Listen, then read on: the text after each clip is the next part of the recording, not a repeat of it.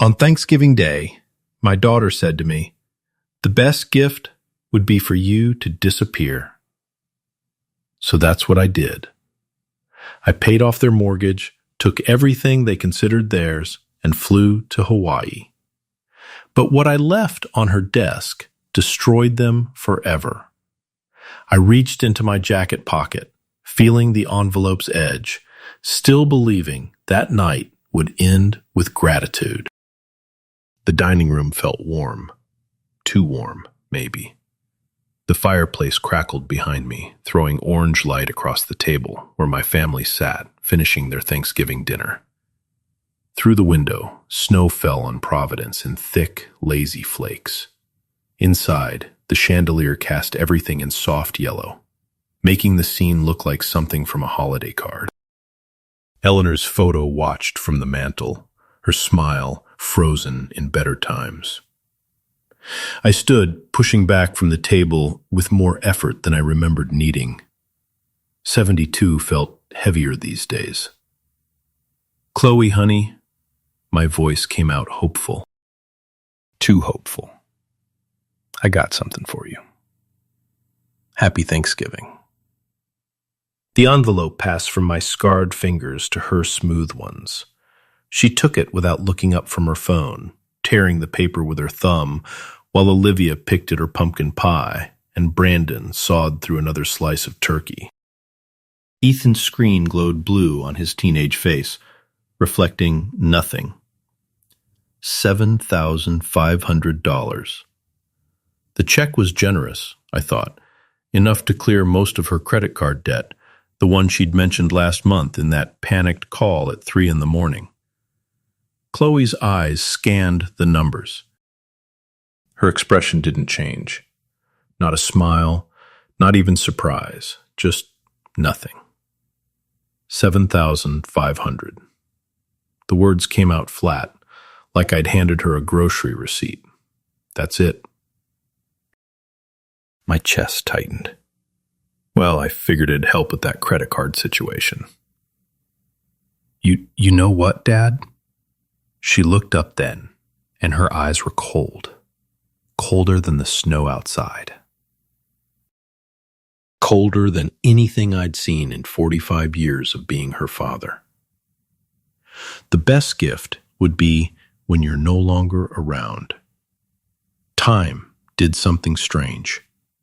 The fire's crackling faded to a dull roar in my ears.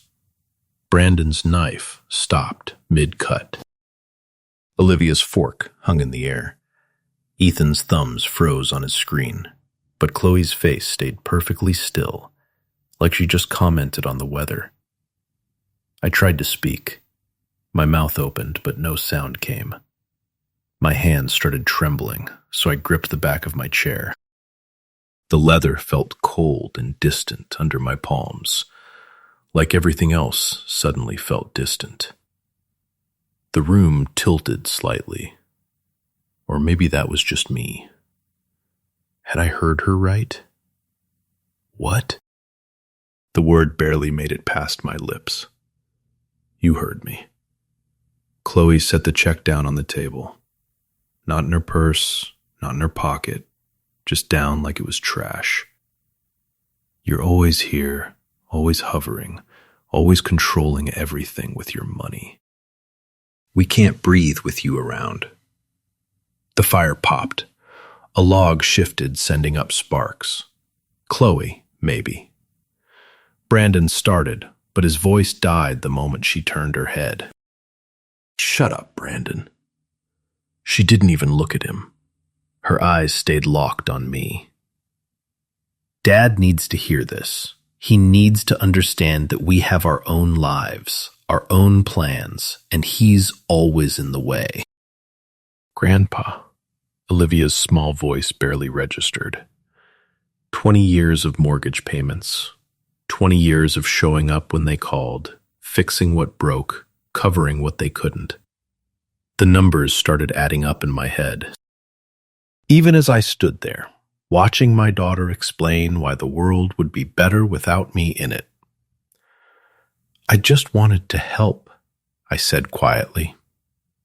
The word sounded weak even to me. Help?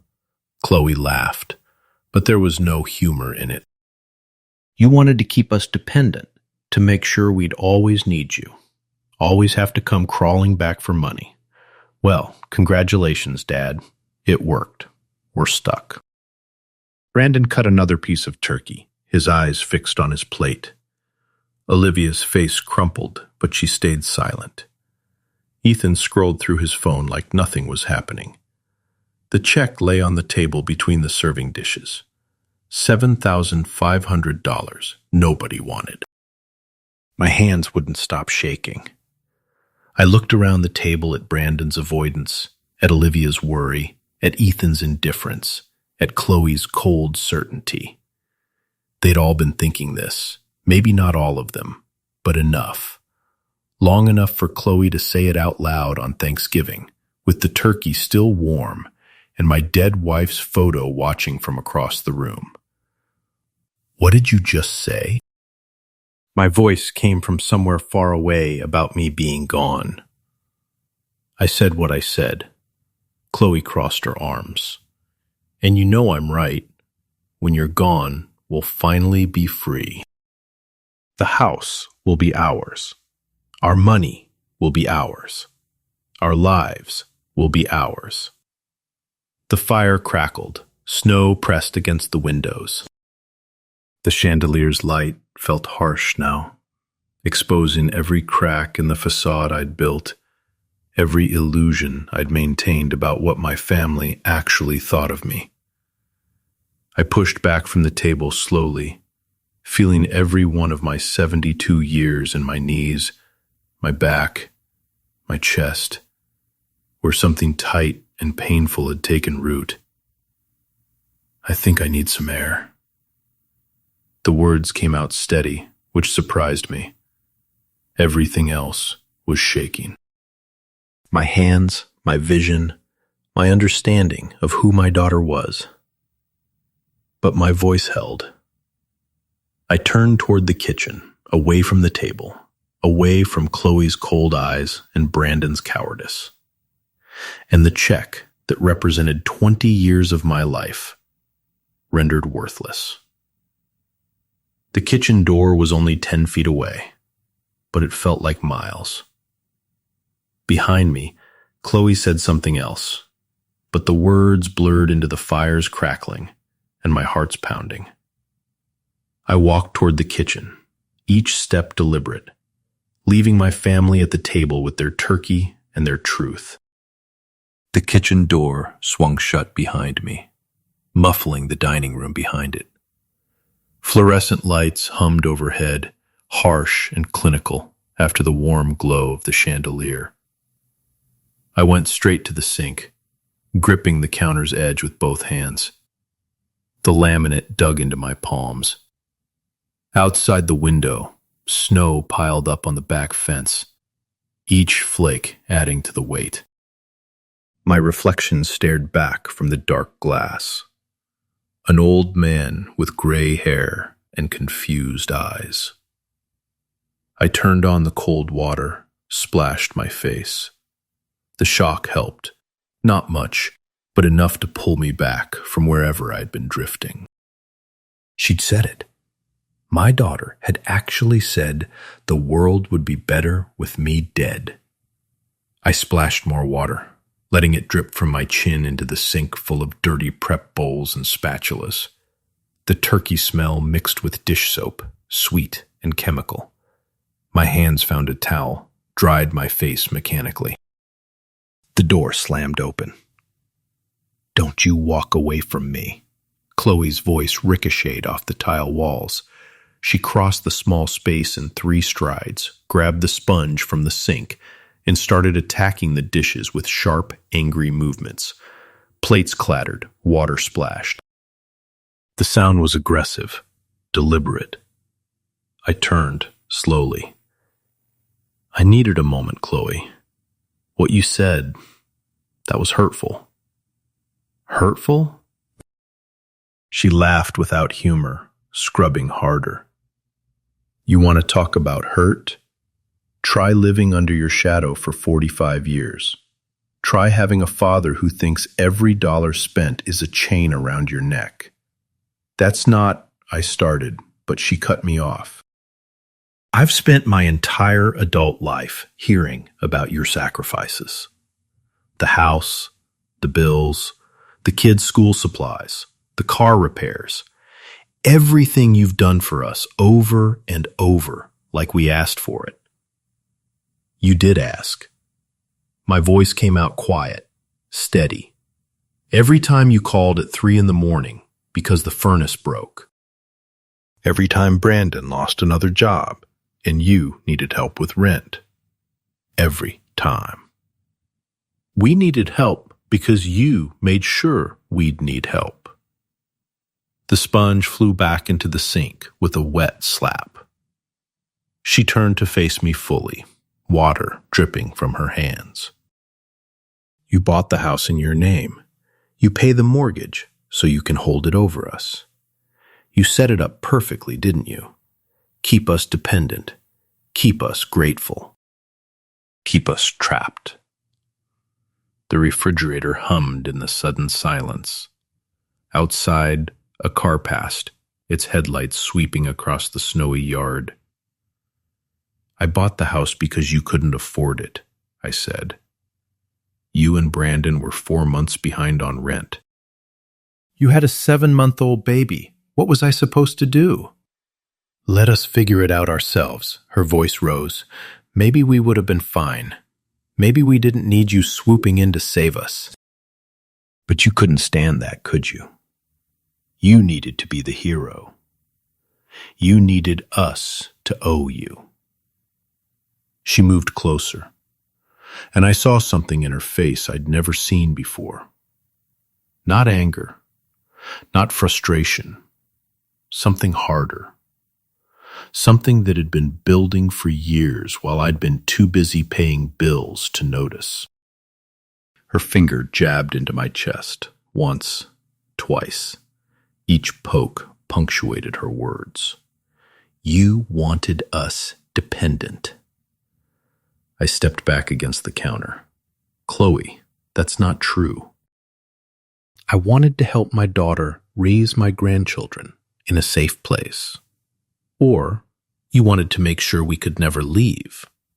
Another jab. Make sure we'd always be right here, under your thumb, needing you. Because what would you be without us needing you, Dad? Just a lonely old man in an empty house. The words hit harder than her finger. I raised my hands, not in defense, just surrender.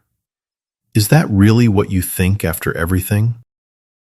I think she paused, breathing hard. The anger in her face shifted to something else, something that looked almost like pain but harder. I think you need to hear this. Mom would have wanted you to hear it. Don't. My voice came out sharp. Don't bring your mother into this. Why not? She knew. She knew you were like this, controlling. Always needing to be the center of everything, always making it about your sacrifices, your mother. I stopped, swallowed hard. Your mother would be ashamed to hear you talk like this. Chloe's face went red. Don't you dare bring Mom into this. She's gone because of the stress you caused. Always working, always absent, always. That's a lie. My voice stayed quiet, but something in it made her pause. That's a lie, and you know it. Your mother had a heart condition. The doctors explained it. You were there. Convenient diagnosis. Chloe's arms crossed. Very convenient way to avoid responsibility. The kitchen felt smaller. The fluorescent lights buzzed louder. I could hear my heartbeat in my ears, feel the counter's edge digging into my back. Why are you doing this? I asked. What did I do? That was so terrible. Love you, provide for you, try to give my grandchildren the stability you never. We want to move. The words came out fast, like she'd been holding them in. Brandon and I, we want to sell the house and move to Dallas, start fresh. But we can't because it's in your name. Because you'd find a way to stop us. You always do. There it was, the real reason, not philosophy or feelings or ancient hurts. They wanted the house. They wanted to cash out 20 years of my mortgage payments and disappear to Dallas. I see. The words came out flat, empty. Do you? Do you really see? Chloe's voice had shifted from anger to something almost pleading. We're suffocating here, Dad. Brandon can't find work. I'm stuck in freelance graphic design. The kids are growing up in your shadow. We need a fresh start, but you won't let us have it. I looked at her, really looked at her. When had my little girl, the one who used to hand me tools in my workshop and call herself my helper, become this stranger? When had help become control in her mind? When had love become manipulation? I'll leave you alone now. I pushed off from the counter, moved toward the doorway that led to the bedroom hall. Yeah, that's right. Her voice followed me, sharp and cutting. Run away, like you always do. Can't handle the truth, so you hide, just like with Mom. I stopped at the doorway but didn't turn around. My hand rested on the frame. The house, my house, the one I'd poured 20 years into, suddenly felt like a cage. But I couldn't tell anymore who was trapped in it. I walked into the hallway, leaving Chloe alone in the kitchen with the dirty dishes and the cold, fluorescent light. I closed the bedroom door behind me and sat in the dark for a long time before turning on the lamp. The rocking chair by the window held me like it always did when sleep wouldn't come. Outside, Boston wore its winter coat. Snow falling past street lamps, occasional headlights cutting through the darkness, the distant wail of a siren somewhere in the city. My reflection ghosted in the window glass. An old man, alone with his thoughts. Time moved strangely. I watched the clock on the nightstand crawl from 10 to 11 to midnight. My body ached for sleep, but my mind wouldn't stop replaying. The kitchen, the dining room. Chloe's cold eyes saying she wanted me gone. Gone. Dead. Really? That's what she meant. When you're no longer around. Not retired in Arizona. Not moved to a smaller place, dead and buried, so she could finally have her house, her freedom, her Dallas dream. Near 1 a.m, I stood. My knees protested. Everything protested these days. I crossed to the bookshelf where I kept the things that mattered.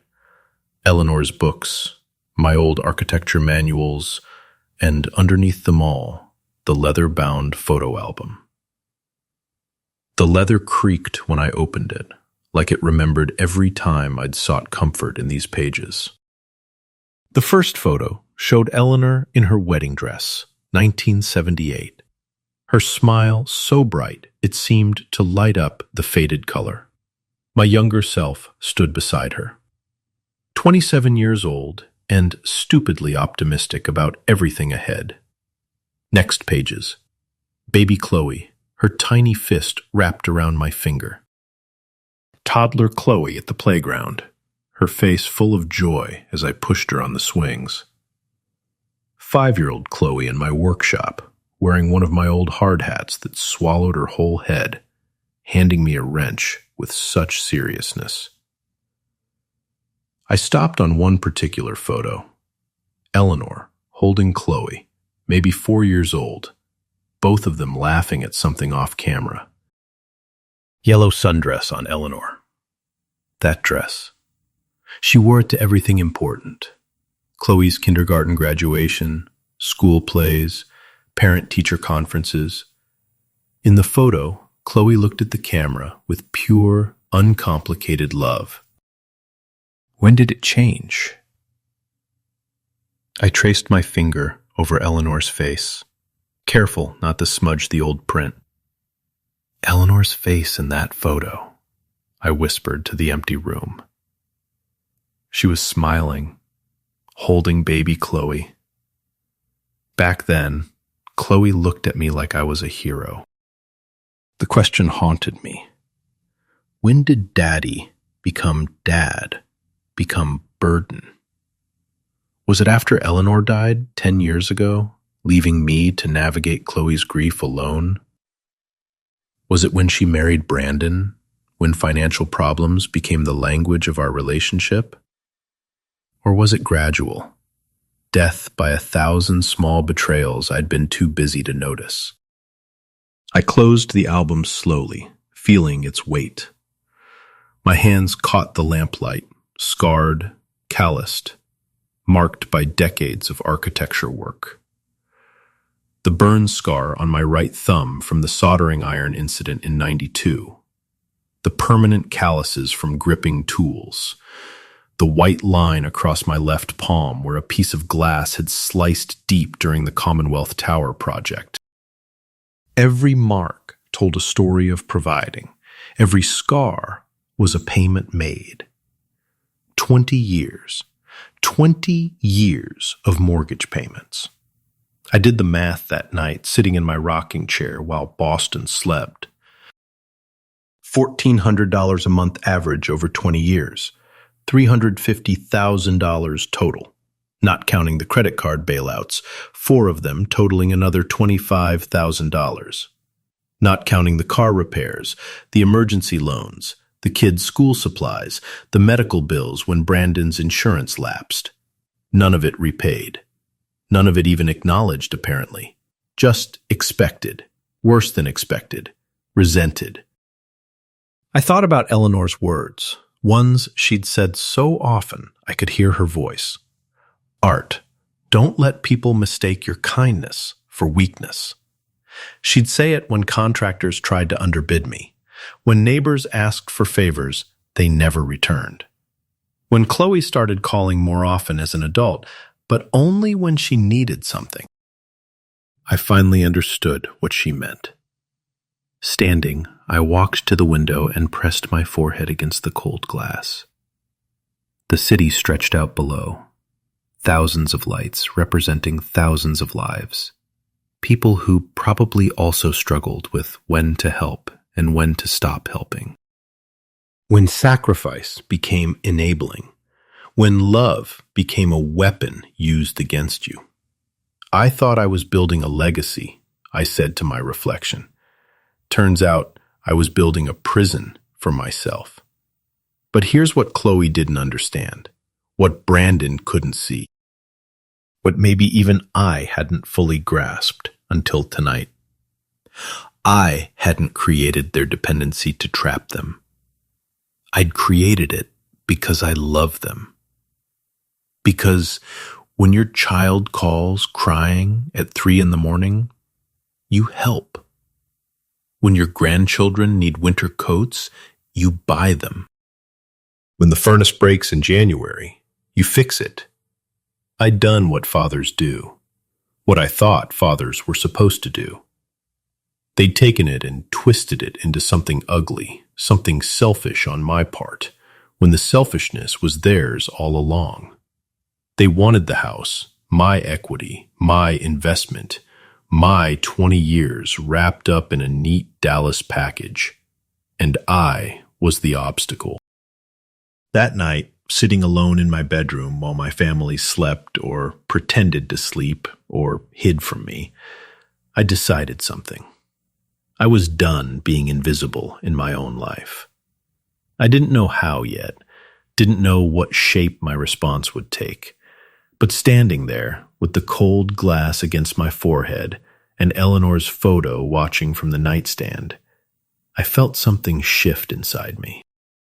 Something that had been bending for years finally snapped clean. I turned from the window and looked at my bedroom, my sanctuary, the one space that was truly mine. Then, at Eleanor's photo on the nightstand, I picked up the silver frame, its weight familiar in my scarred hands. "I'm sorry, Eleanor," I whispered to her frozen smile. I tried. I really tried with her. Setting the photo down carefully, I moved to the bed and sat on its edge. Exhaustion pulled at me now, but it was different than before.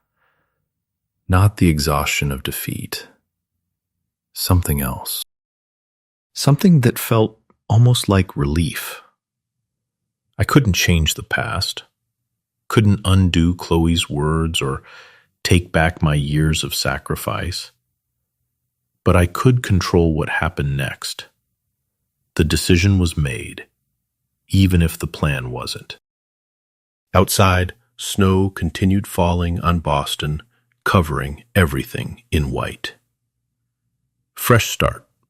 Clean slate. Maybe that's what I needed, too. Not Dallas. Something else.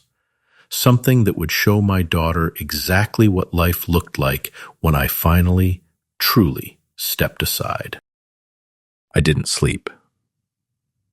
When gray morning light finally crept through the window, I was still in the chair, watching the city wake up beneath its blanket of snow. 7 came without ceremony.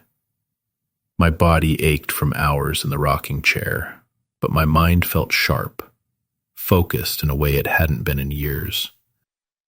Standing took effort, knees protesting, back stiff, but I managed.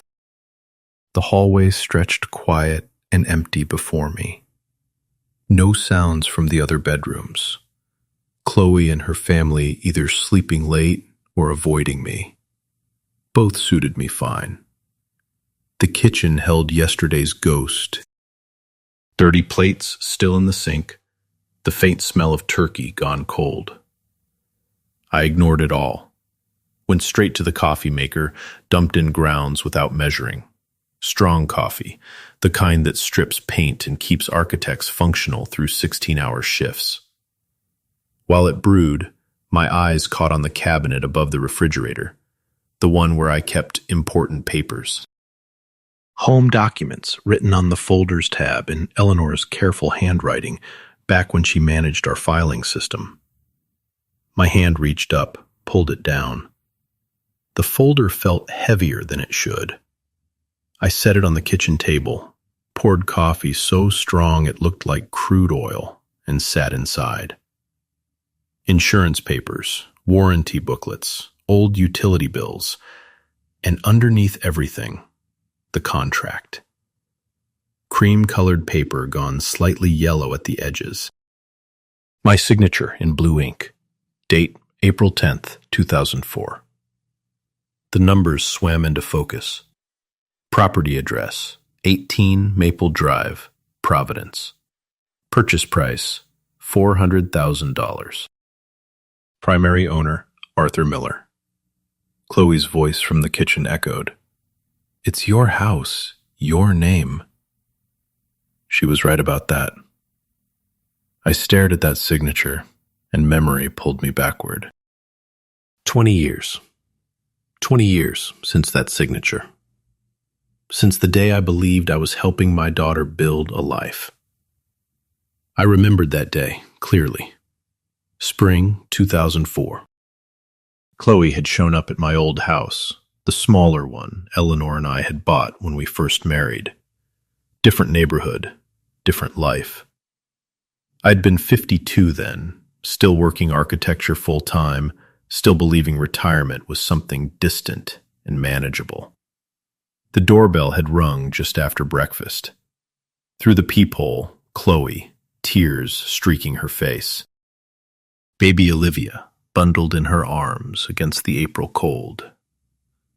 "Dad," her voice broke when I opened the door. "Dad, we got rejected." She thrust a letter at me, Liberty Bank letterhead. "Application denied. in bold across the top. I'd read it standing in my doorway while she cried into Olivia's blanket. Credit score insufficient. Debt-to-income ratio unfavorable. Employment history unstable. What about Brandon's job? I'd asked, already knowing the answer. Chloe's face crumpled further.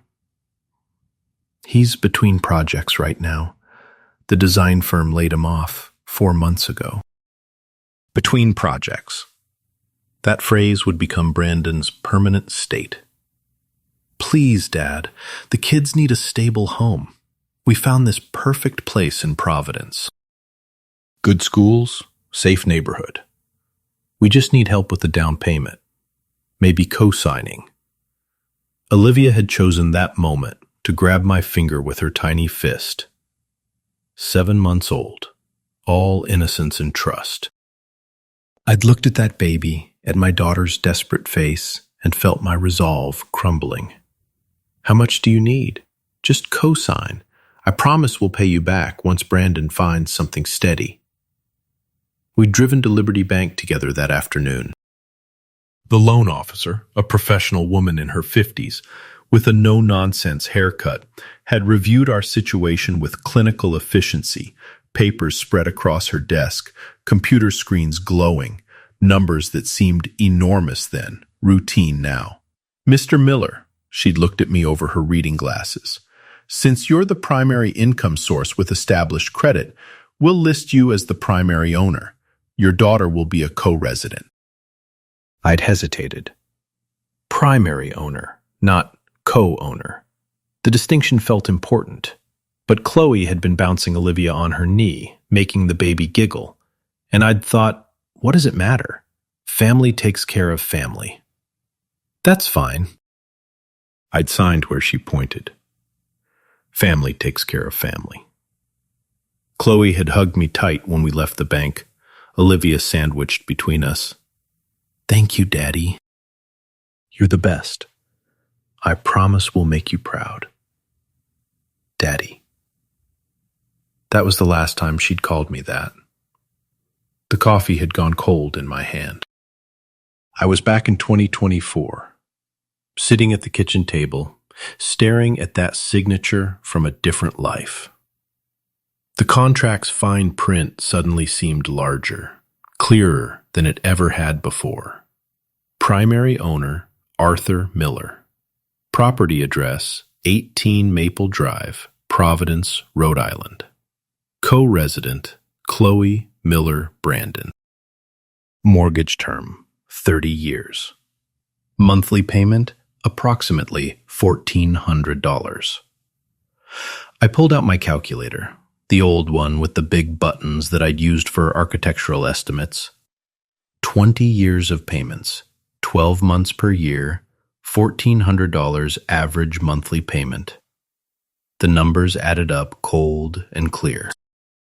$350,000. Not counting interest rate fluctuations. Not counting the times I'd paid extra when they'd fallen behind on utilities. Not counting the 4 credit card bailouts totaling another $25,000. Not counting Brandon's emergency car repairs that somehow always happened right before Christmas. I took a fresh piece of paper from the drawer, listed it all out in neat columns, the way I used to calculate material costs for building projects. Mortgage payments, $350,000. Credit cards, $25,000. Car repairs, $18,000. School supplies and clothes, $10,000. Emergency loans, $20,000. Miscellaneous bailouts, $12,000. Total, $435,000 over 20 years. Not a single dollar repaid. Not even acknowledged. Just expected. Then resented. Then finally weaponized against me. Brandon's between projects had become permanent unemployment. Chloe's promises to pay me back had become accusations of control. My help had become their prison somehow.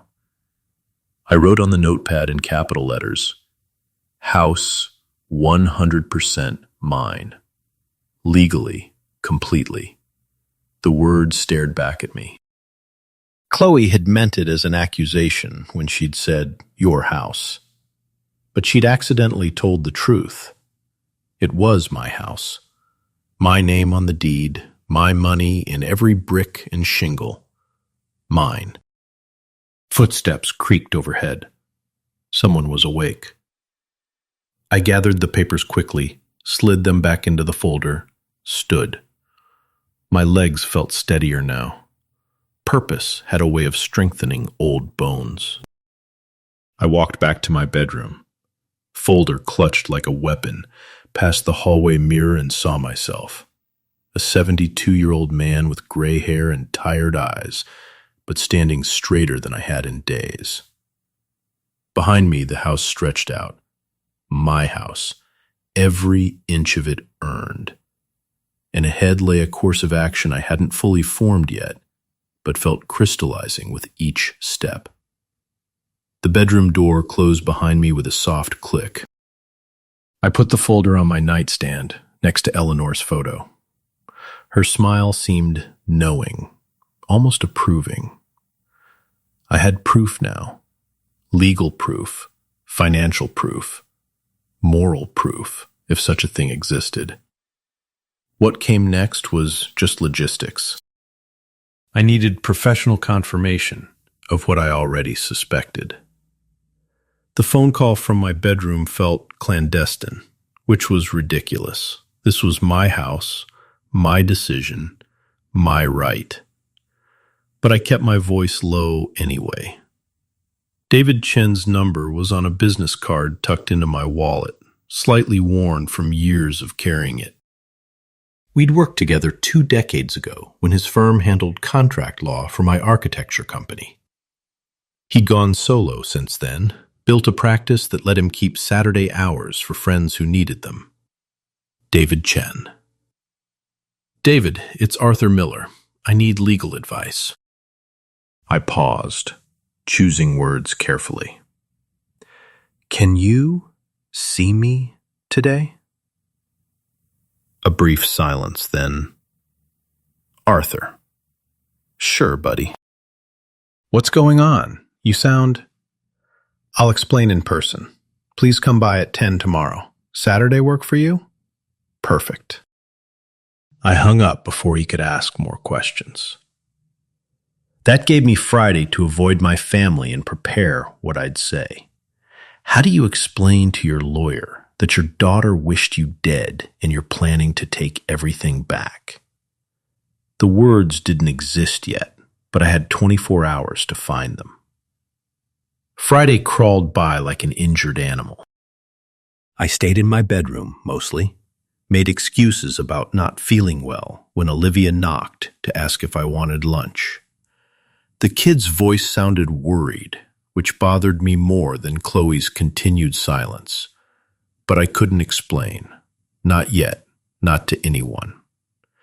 I spent the afternoon on my laptop researching Rhode Island property law, terms I'd never needed to know before. Tenancy at will, month-to-month occupancy, primary ownership rights, eviction procedures. The legal language was dry as dust, but underneath it all was a simple truth. The person whose name was on the deed had power. Period. Friday night, I lay awake again, not from grief this time, but from planning, calculating. By dawn Saturday, I had my approach mapped out. 7:30 in the morning, I showered for the first time in 2 days. Put on good clothes, the charcoal slacks and blue button-down I'd worn to Eleanor's funeral. Respect for David's time, and maybe for the seriousness of what I was about to do. Grabbed the folder and my wallet. The house was quiet as I left. If anyone heard me go, they didn't emerge to ask questions. Providence to downtown Boston via the MBTA commuter rail took 45 minutes. I boarded at the Providence station, found a seat by the window, and watched the city transform as we traveled north. Residential blocks gave way to industrial zones, then to the dense urban core where buildings scraped sky and Boston Harbor spread like a steel mirror. Other passengers ignored me. Standard Boston train etiquette. A mother with 2 kids, a teenager with headphones, a man in a suit reviewing documents. All of us cocooned in our separate purposes, hurtling underground toward whatever needed handling. The South Station stop put me 3 blocks from David's building. I climbed to street level and got hit with November wind coming off the harbor, sharp enough to make my eyes water. Walked fast, folder tucked under my arm like classified materials. The building was all glass and steel, the kind that screamed success. Marble lobby, security desk with a bored guard who waved me toward the elevators after I signed in. 35th floor. My ears popped during the ascent. The elevator opened to brass letters, Chen and Associates. Small practice, but quality. A receptionist who looked fresh out of college smiled professionally. "Mr. Miller, David's expecting you." "Go on back. 3rd door on the left." David's office had the view I'd expected. Floor-to-ceiling windows overlooking downtown, Boston Harbor visible in the distance with ice forming along its edges. The man himself stood when I entered. 58 years old, fit from regular gym time, hair going distinguished gray at the temples. We shook hands. His grip was firm, concerned. "Arthur, sit." He gestured to the leather chair across from his desk.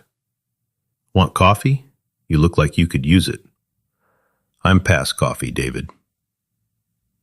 I sat, pushed the folder across the polished wood surface. I need answers. He settled into his chair, pulled the folder closer, opened it. His expression shifted from casual to professional as he scanned the first page, put on reading glasses, read in silence, except for the occasional rustle of paper and a low hum that could have meant anything. Minutes passed. Outside, a helicopter crossed the skyline. Inside, I watched David work, checking details against something on his computer screen, probably the Rhode Island property database. Knowing him, he made notes on a legal pad in handwriting that looked like controlled chaos. Finally, he leaned back, removed his glasses, rubbed the bridge of his nose. "Arthur." His voice carried weight. "Legally speaking, this property is entirely yours." Something in my chest loosened. Validation. "Explain that." David tapped the contract. "Primary owner, your name, your credit, your financial responsibility. Your daughter is listed as a co-resident, which is essentially a tenant designation. She has no ownership stake. You've been making every payment for," he checked his notes, "20 years. Can I take it back?" He blinked. "Take it back. Arthur, you never gave it away. They're essentially tenants living in your property. What exactly are you asking? What if I want them out?" David whistled softly, set down his pen. "That's heavy." "They're family. Family that told me." I stopped, reconsidered. But if I couldn't tell my lawyer, who could I tell? Family that told me the best gift would be when I'm no longer around. My daughter said that to my face on Thanksgiving. The office went very quiet. Even the city noise from 35 floors below seemed to pause. David stared at me, professional mask slipping to show genuine shock. "She said that, word for word." He picked up his pen again, clicked it twice, a thinking habit I remembered from years ago. Okay, you have every legal right to do this. Rhode Island law requires notice for eviction. Standard is 30 days without cause. Can I do it faster? They're month-to-month residents, without a formal lease, correct? I nodded. Then technically you can give them as little as 14 days, 2 weeks. But Arthur, he leaned forward. Are you absolutely sure? This is permanent. Family doesn't come back from something like this. I thought about Chloe's cold eyes, Brandon's passive enabling, 20 years of being their safety net, then their scapegoat, then their wished-for corpse. More sure than I've been about anything in a long time. David studied me for a long moment, then nodded once. All right, I'll draft the notice. Needs to be formal, in writing. Specify the date they must vacate. Where will you be during all this? Somewhere warm. I hadn't thought it through completely, but the words felt right. Away from all this cold. Away from everything. Hawaii, Florida, somewhere like that. He turned to his computer, fingers flying across the keyboard. The printer hummed to life behind him. I'm drafting this now. You'll need to serve them personally or have it delivered by certified mail. Make sure you document everything. Dates, times, witnesses if possible. I watched the printer spit out pages, legal language that would sever 20 years of obligation, 2 weeks' notice that would free me from 3 decades of being the family bank. David signed the bottom, slid it across the desk. I'll hold this until you're ready to serve it. Once you hand this over, there's no taking it back. They'll have 14 days from receipt to vacate the premises. I took the envelope, felt its weight, light as paper, heavy as consequences. Thank you, David. Don't thank me yet. He stood, came around the desk, put a hand on my shoulder. Just make sure you're ready for whatever comes next. Family wars get ugly fast. It's already ugly. We shook hands again. His grip conveyed something beyond professional courtesy. Respect, maybe. Solidarity between men who understood that sometimes walking away was the only move left. I walked to his office door, envelope in hand, future secured in writing. Behind me, David called out, "Arthur?" "Yeah?" "For what it's worth, I think you're doing the right thing." I turned, met his eyes. That makes one of us. But I was lying. Standing there in that 35th floor office with the city sprawled below and legal power clutched in my hand, I felt more certain than I had since Eleanor died. Maybe more certain than I'd ever felt. The door closed behind me with a soft, final click. The train ride back felt different. I had legal certainty now and an envelope in my coat pocket that would change everything.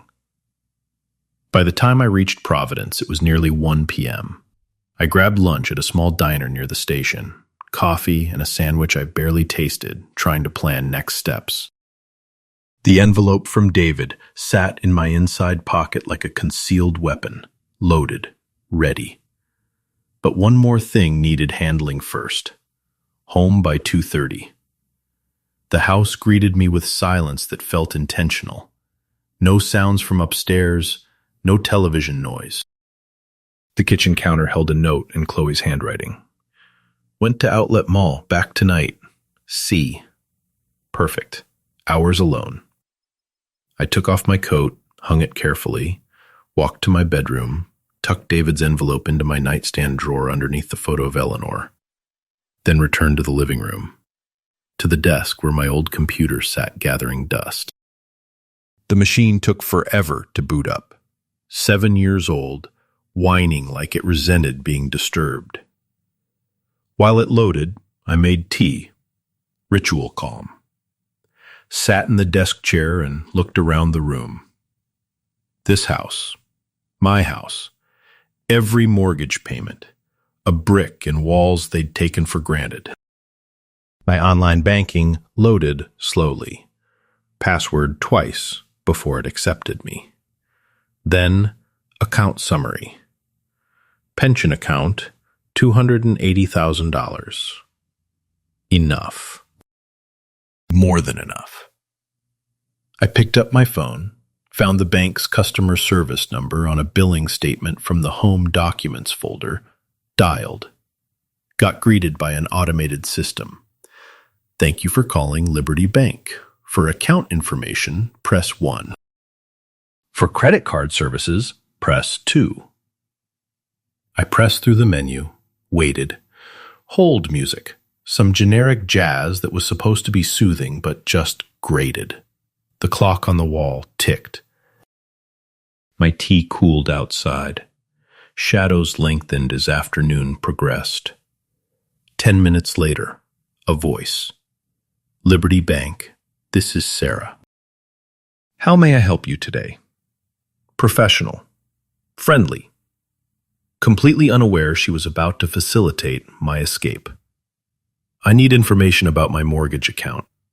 I rattled off the account number from memory.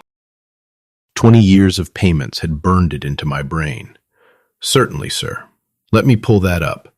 Can I have your social security number and the answer to your security question? I provided both. She verified my identity with practiced efficiency, keys clicking on her end. Then, all right, Mr. Miller, I have your account here. What can I help you with? What's my remaining balance?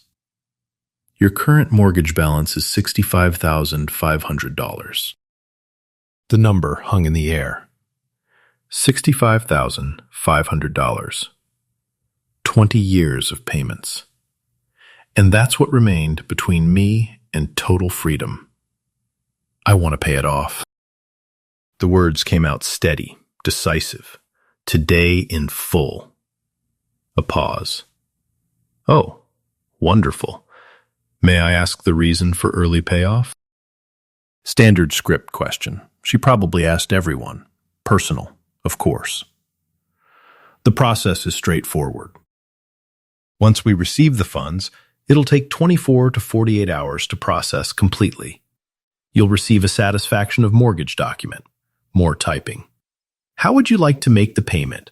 Online transfer from my pension account. She walked me through it. I opened a second browser window, logged into online banking, navigated to transfers, set it up from pension account to mortgage account, amount $65,500. My finger hovered over confirm. This was real money, nearly a quarter of my retirement savings. Once I clicked, there'd be no undoing it. But what was I saving for? To keep paying for a family that wanted me dead? To preserve resources for people who saw me as an obstacle rather than a father? I clicked confirm, authentication screens, security questions, final confirmation. Transfer initiated. Funds will be withdrawn immediately and applied to your mortgage account. I've completed the transfer, I told Sarah. Excellent. I can see it processing now. Mr. Miller, just to confirm, the property at 18 Maple Drive, Providence, will be fully under your name with no co-owners once this processes. That's correct, just me. Congratulations on paying off your mortgage, sir. It's quite an achievement. Thanks.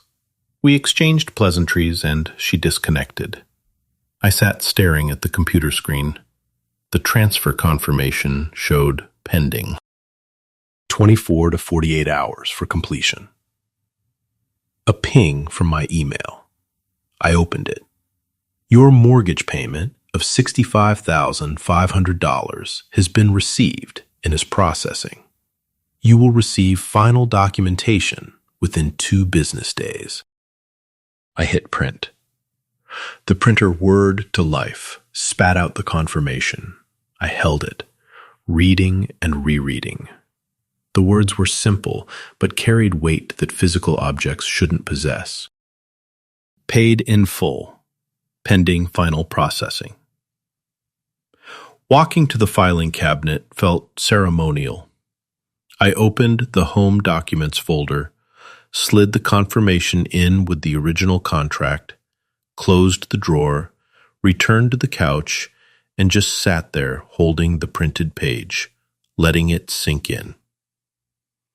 20 years of payments, $350,000 total with interest. And in one afternoon, one phone call, one button click, I'd taken back what was always mine. The house was mine. The control was mine. The power was mine. For the first time in years, maybe decades, I felt like I was holding the cards instead of being played. Afternoon sun streamed through the windows, turning dust motes into floating gold. The house settled around me with creaks and sighs. Familiar sounds I'd heard 1,000 times, but never really listened to. These were my walls, my floors, my decision. I looked at the printout again. Property address, 18 Maple Drive. Owner, Arthur Miller. Mortgage paid in full. When Chloe had said, "your house," like it was an accusation, she'd handed me the solution without realizing it. She was right. It was my house. Legally, financially, completely. She just never understood what that meant. A car door slammed outside, distant, probably a neighbor, but it pulled me back to reality. The family would return eventually. I needed to hide evidence, act normal, wait for the right moment. I stood, folded the printout, tucked it back in the filing cabinet, closed and locked the drawer, pocketed the key. When I turned around, the room looked exactly as it had an hour ago. Nothing visible had changed, but everything had changed. I walked to the window, looked out at Providence in late afternoon light. Snow melted slowly on sidewalks. A kid rode a bike down the street, normal life continuing while mine transformed completely. Another car door closer this time. Voices. Chloe's sharp tone carrying even through glass. They were back. I smoothed my face into neutrality, checked my reflection in the window. The man looking back appeared calm, composed. They'd never guess what I'd done while they were buying things they didn't need with money they didn't have. The front door opened. Footsteps, shopping bags rustling. Olivia's voice asking Brandon something about dinner. I remained at the window, just another old man watching the world go by, waiting for night to fall. Saturday night, I stayed in my room while the family watched TV downstairs. Their voices drifted up through the vents, laughter at some show, Brandon's occasional comment, Olivia asking for popcorn. Normal family sounds from a family that had stopped being mine somewhere along the way. I sat in my chair by the window, tickets to Hawaii still hidden in my nightstand drawer, and waited for Sunday. Morning came cold and gray. I woke at 6:30 to silence. They were sleeping late after their shopping expedition. Perfect. I dressed in layers, thermal shirt, sweater, heavy coat. Left a note on the kitchen counter. Going out. Nothing more. They didn't deserve explanations anymore. The MBTA commuter rail from Providence to downtown Boston took 45 minutes. I sat near the back, watching Boston wake up through dirty windows. Sunday morning riders. A nurse in scrubs heading to a hospital shift. A young couple dressed for brunch. A man my age with a grocery bag. All of us moving through the city with separate purposes, invisible to each other. Boylston Street greeted me with November's particular brand of misery. Wind off Boston Harbor cut through my coat like it had a personal grudge. The Newbury Street lived up to its name even in winter. Massive stores with elaborate window displays, holiday lights strung between buildings, tourists bundled against the cold, taking selfies with shopping bags. I walked with no destination, hands deep in pockets, just needing to be somewhere that wasn't home. Past Macy's with its animated holiday windows. Past Tiffany's, where engagement rings sparkled under spotlights. Past families emerging from brunch, kids hopped up on pancakes. Parents looking exhausted but content. The crowd made me invisible, which felt right.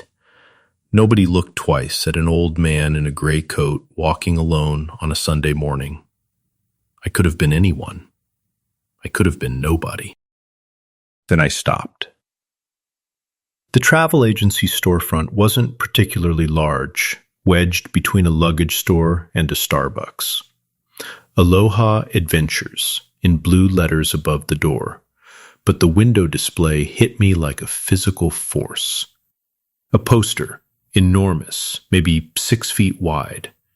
Escape to Paradise, Hawaii, $1,200, in bold yellow letters across the top. Below Waikiki Beach at sunset, turquoise waters so clear you could see the sandy bottom. Golden sand stretching to impossible palm trees. Sky painted in oranges and pinks that didn't exist in Boston's gray November palette. A woman walking into the surf, her back to the camera, arms outstretched like she was embracing the ocean itself. I stood there on Boylston Street, wind whipping around me, staring at that poster like it was showing me a different planet. My reflection ghosted in the window glass. Old man, tired eyes, gray hair, superimposed over tropical paradise. The contrast was almost funny. Almost. When was the last time I did something just for myself? The thought arrived fully formed, no preamble. I couldn't remember. Years, decades. Everything had been about Chloe, about the grandkids, about paying for their lives while mine remained on hold. Even Eleanor's death hadn't freed me. I just channeled grief into more giving, more sacrifice, more believing that eventually they'd appreciate it. The poster's price tag glowed, $1,200. I had $214,500 in my pension account. Simple math. Less than 1% of my remaining savings for 2 weeks in paradise. Less than a rounding error. Less than one mortgage payment from the 20 years I'd already spent. But something held me back. Was this running away? Was this cowardice? Then I remembered Eleanor's voice.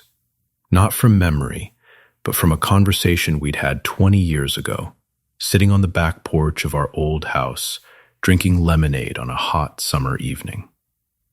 Arthur, she'd said, someday when we retire, let's go to Hawaii. Just us. No obligations, no schedule, just sun and ocean. We never went. There was always something. Chloe needed help. Money was tight. Eleanor got sick. Always something. This isn't escape, I said aloud, surprising myself. A passing woman glanced at me. Old man talking to himself, and hurried on. This is what you earn when you finally stop letting people take. The decision crystallized. I pushed open the door. A bell chimed. Inside was warm enough to make my glasses fog. Tropical posters covered every wall. Maui waterfalls, Big Island volcanoes, quiet cliffs, steel drum music played softly from hidden speakers. The smell hit me. Coconut air freshener. Aggressive, but not unpleasant. Like the room was trying to convince you that you'd already left winter behind. Behind a desk cluttered with brochures sat a woman in her 30s, dark hair pulled back, professional smile warming when she saw me. "Good morning, looking to escape the cold?" You could say that. I approached the desk, unzipping my coat. "Tell me about Hawaii." Her eyes lit up. Commission radar probably, but genuine enthusiasm too. Our most popular package, 2 weeks on Oahu, beachfront hotel in Waikiki, round-trip flights included, activities, car rental options, everything you need. She pulled out laminated brochures, spreading them like cards. "When were you thinking? How soon can I leave?" She blinked, fingers pausing over her keyboard. Let me check availability." Typing, eyes scanning the screen. "We have seats available." November 10th. That's Tuesday. 2 days. 2 days from making the decision to being on a plane. The speed felt reckless and perfect. Perfect. Book it. Wonderful. Her professional mask slipped to show genuine surprise. People usually needed to think. Consult spouses. Check calendars. Solo traveler? Yes, just me. Okay, let me pull up our Oahu packages. More typing, more brochures. She walked me through options. Basic hotel room, $1,200 package. Upgraded beachfront room, add $600. Ocean view suite, add $1,000. Flight times, early morning or afternoon. Rental car, yes or no. Activities packages, snorkeling, helicopter tours, dinner cruises. I chose without hesitation. Upgraded room. Morning flight, no rental car. I'd walk or take ride shares. No activity packages. I'd figure it out as I went. She calculated, fingers flying across calculator keys. Total comes to $2,800, including all taxes and fees. That includes round-trip flights, 14 nights at the Hilton Hawaiian Village, that's right on Waikiki Beach, incredible views, and airport transfers. I handed her my credit card, not the pension account, keeping that separate, pristine. The card disappeared into the machine. She made small talk while it processed. Weather in Hawaii, perfect always. Best restaurants, endless options, things to do. Beach, mostly beach. Really, beach is the point. The receipt printer churned. She handed me papers. Boarding passes, hotel confirmation, a glossy folder labeled Your Hawaiian Adventure. Tickets for Tuesday morning, 9 a.m. departure from Logan Airport. Arriving Honolulu, 1 p.m. local time. Celebrating something special? She asked, stapling documents together. I looked at her, young, optimistic, probably went to Hawaii herself once and never stopped talking about it. How could I explain that I'd spent 20 years paying someone else's mortgage, that my daughter wished me dead, that I'd finally decided to stop being a doormat and start being a person? You could say that? I smiled. First genuine smile in days. A new beginning. Her answering smile was warm, uncomplicated. Well, congratulations. You're going to love it. The ocean is like nothing else. I left the agency holding my papers like they were sacred documents. The bell chimed behind me. Outside, November wind tried to rip the folder from my hands, but I held tight. 2 weeks, Waikiki Beach, sun and ocean, and no responsibilities. No Chloe, no Brandon, no guilt.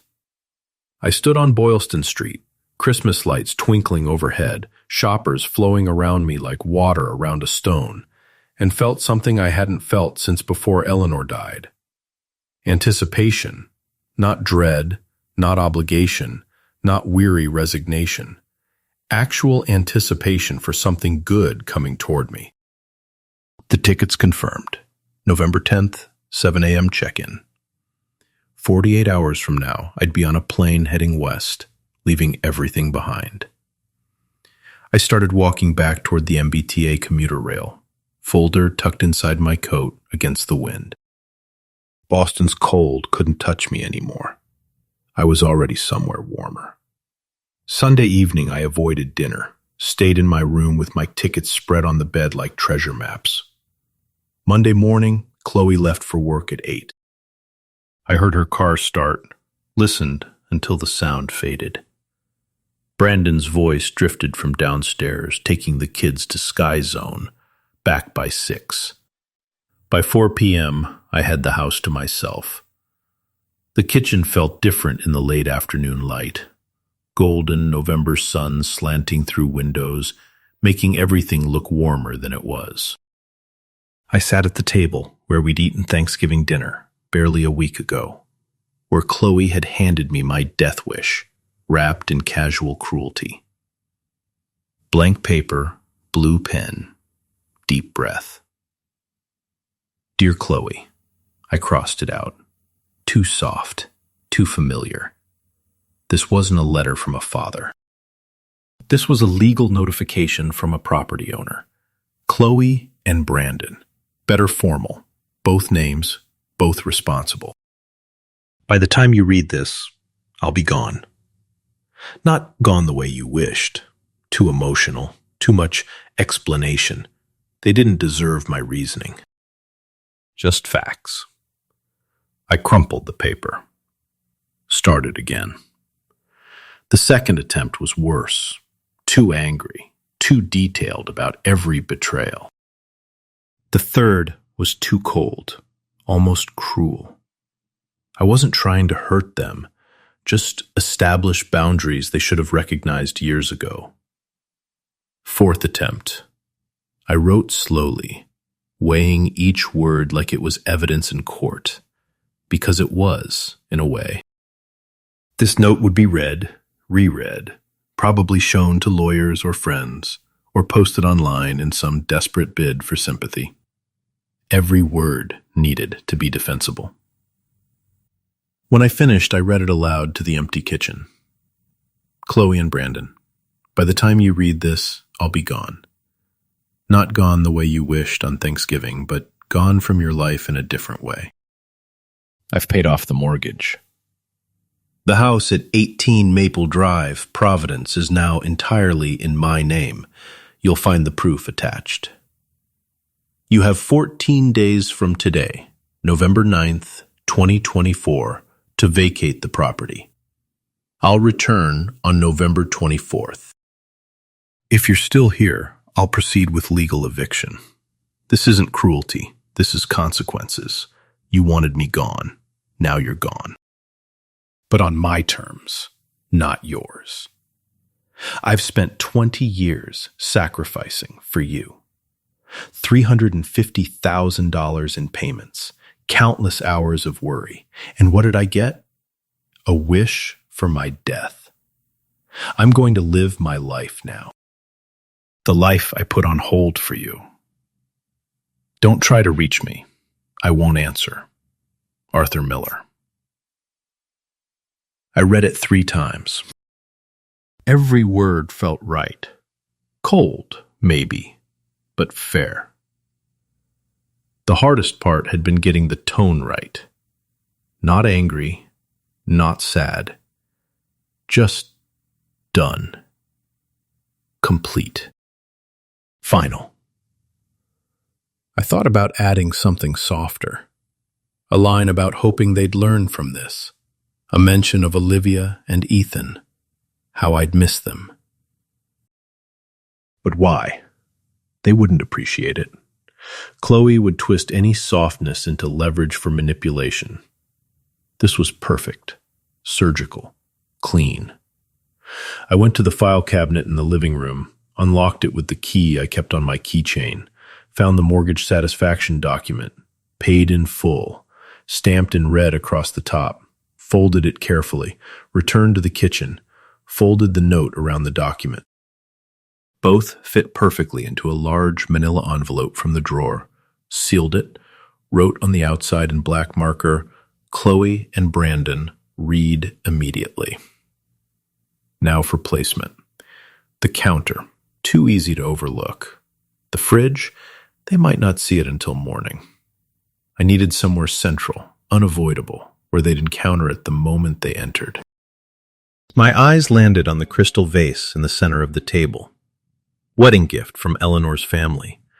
Heavy cut glass that caught light and threw rainbow prisms across the walls. Eleanor had loved that vase.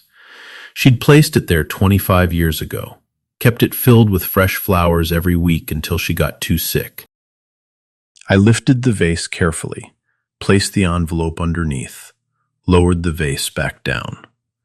Its weight pinned the envelope perfectly. They'd have to move Eleanor's legacy to see their consequence. The symbolism wasn't lost on me. Stood back, checked from the doorway, impossible to miss. The envelope's corner stuck out from under the vase like a flag. Anyone entering the kitchen would see it immediately.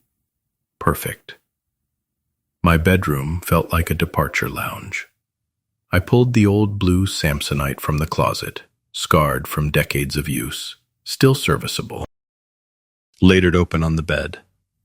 Packing felt ceremonial, each item chosen deliberately. Swim trunks bought 3 years ago for a pool party I never attended. 3 Hawaiian shirts still in their packaging. Bought on impulse.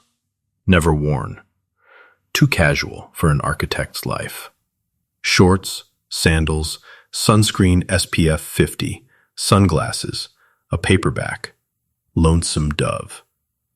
800 pages I'd always meant to read but never had time. Everything folded precisely, corners aligned, no wasted space. Old architectural habit, efficient packing.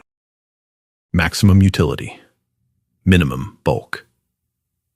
The suitcase zipped closed with a satisfying sound. Finality. I set it by the bedroom door. Ready for tomorrow's 5 a.m. departure. Phone next. I changed the voicemail message. I'm away. Don't call. I'll contact you when I'm ready. Practiced it twice before recording. Not if I'm ready. When? Keeping control. The decision to reconnect would be miscon, set the alarm.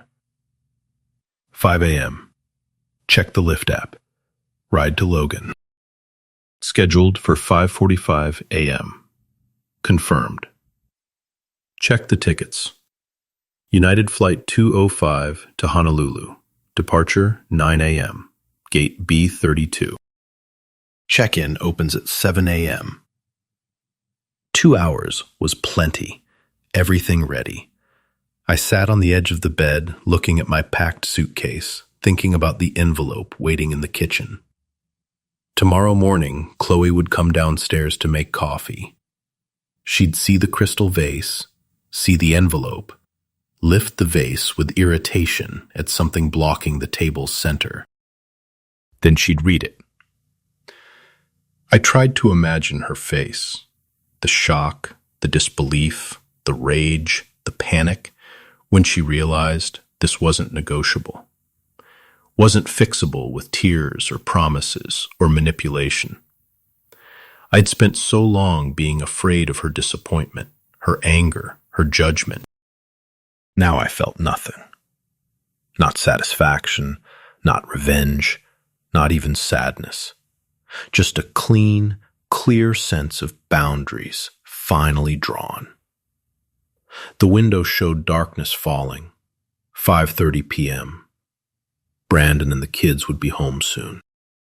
I heard his car in the driveway, door slamming, kids' voices as they entered through the front door, Olivia calling something about dinner, Brandon's response lost in the general noise.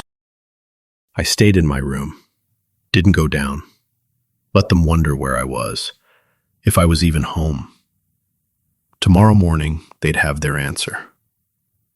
Tomorrow morning, everything changed. I looked at Eleanor's photo on my nightstand, her smile captured 3 decades ago. Forever young, forever knowing. I hope you understand, I whispered. I tried. I really tried with her. But trying had limits, even for a father, even for family. I turned off the lamp, lay on top of the covers, fully dressed minus shoes. Tomorrow required an early start, but sleep felt impossible. Too much adrenaline, too much anticipation, too much of everything I'd bottled up for 20 years, finally finding release. The house settled into its evening routine around me. Television sounds from downstairs, kids arguing about something, Brandon's ineffective attempts to mediate.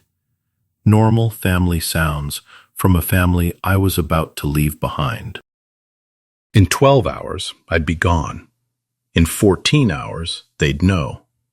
In 16 hours, I'd be 35,000 feet over America, heading toward an ocean that had waited decades for me to finally arrive. The alarm pierced darkness at 5 a.m. I silenced it immediately. Old architectural habit, waking on first ring to avoid disturbing others. Ironic now, given that disturbing them was exactly my intention. Dressed in the dark, jeans, t-shirt, jacket, comfortable clothes for a long flight, my hands found each item by memory.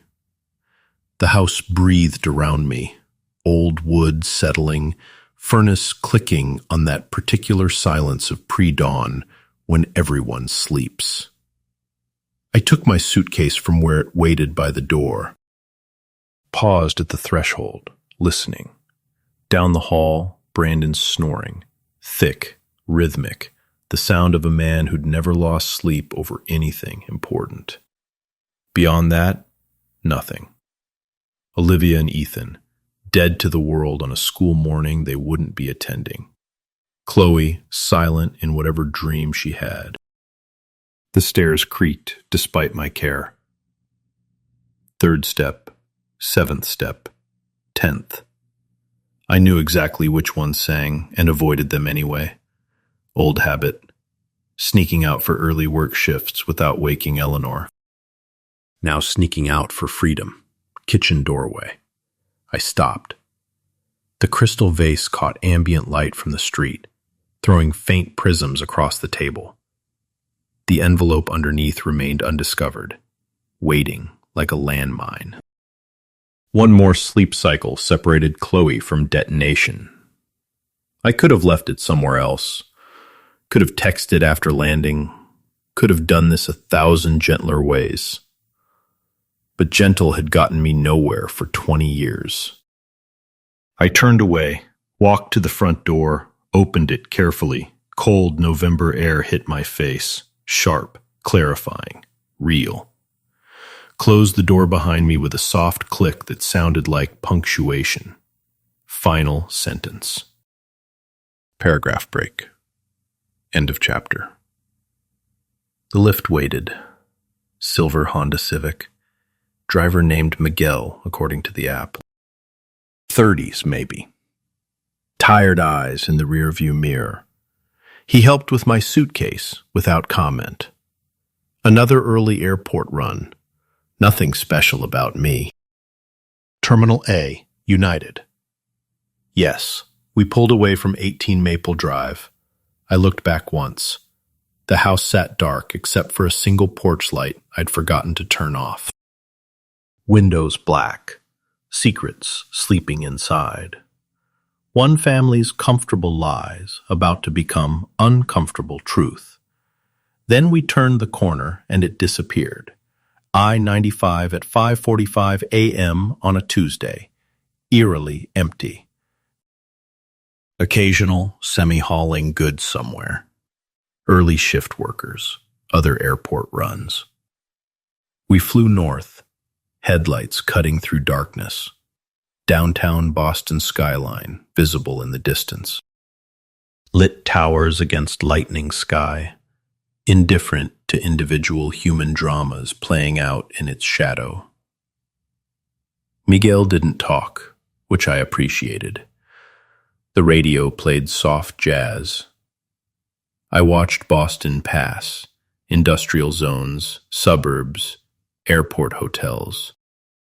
Finally, the massive terminals of Logan rising like spacecraft about to launch.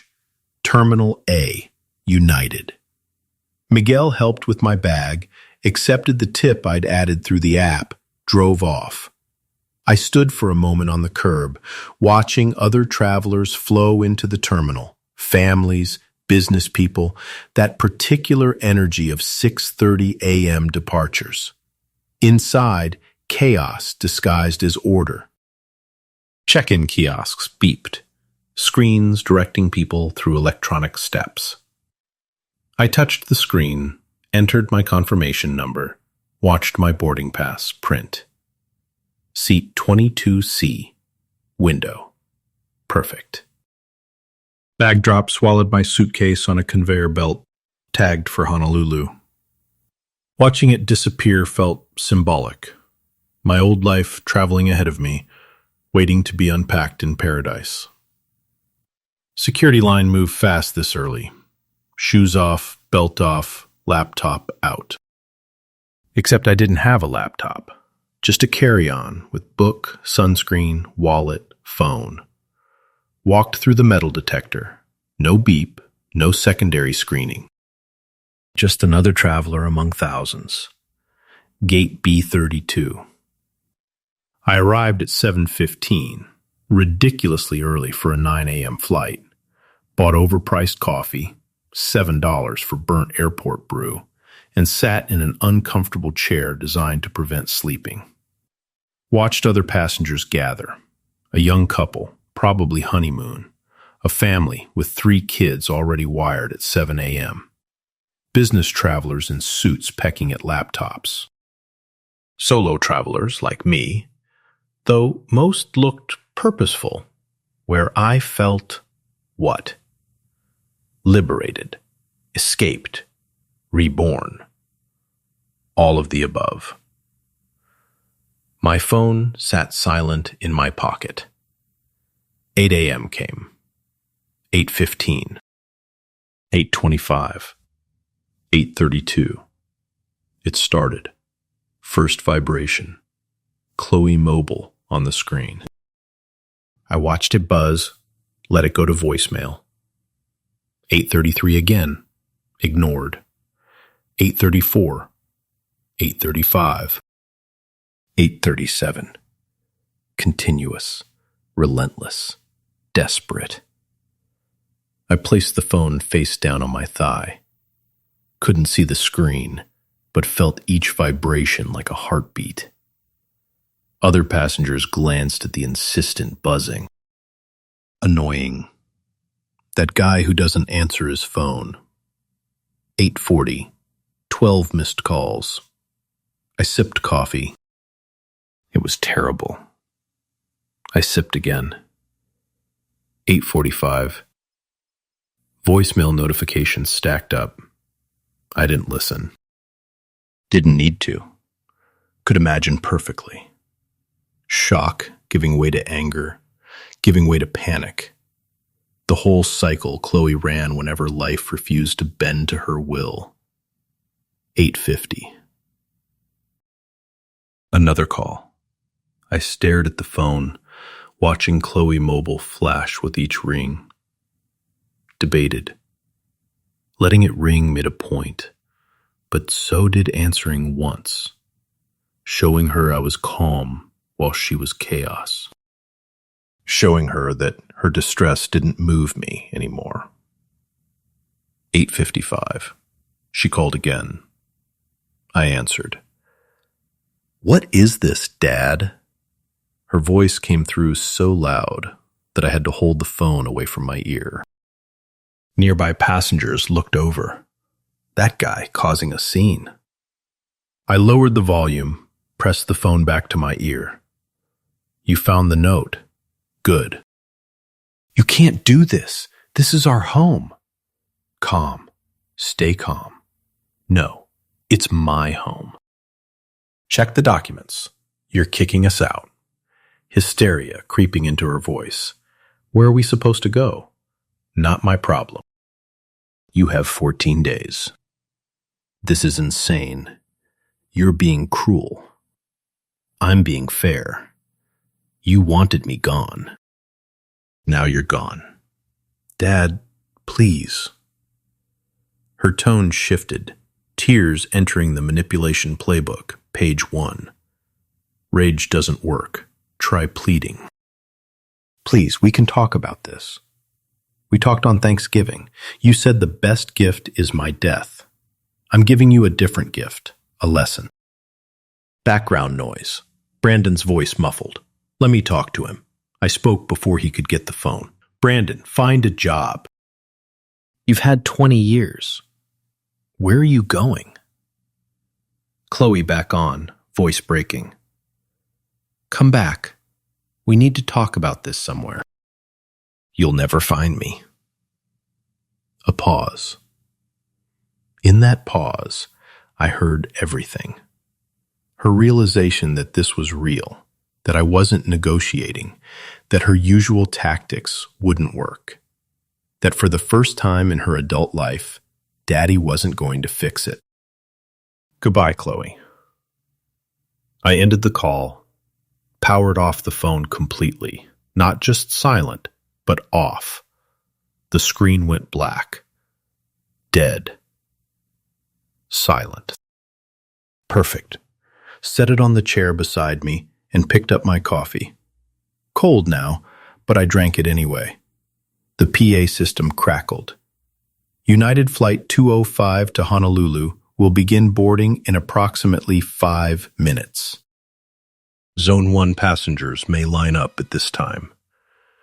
I stood, stretched. 72-year-old joints protested the uncomfortable chair, but nothing hurt that sunshine wouldn't fix. Took my carry-on, moved to the boarding area. Around me, families gathered children. Couples checked tickets. Business travelers finished last-minute emails. The gate agent appeared behind the counter. Professional smile in place, ready to facilitate 300 people's journeys west. "Thank you for your patience. We'll now begin boarding United Flight 205 to Honolulu. Zone 1 passengers, welcome aboard." I was Zone 2, so I waited. Watched Zone 1 file through. First class, premium economy. Those who'd paid extra or traveled enough to earn privileges. They disappeared down the jetway toward the plane. "Zone 2 passengers, welcome aboard."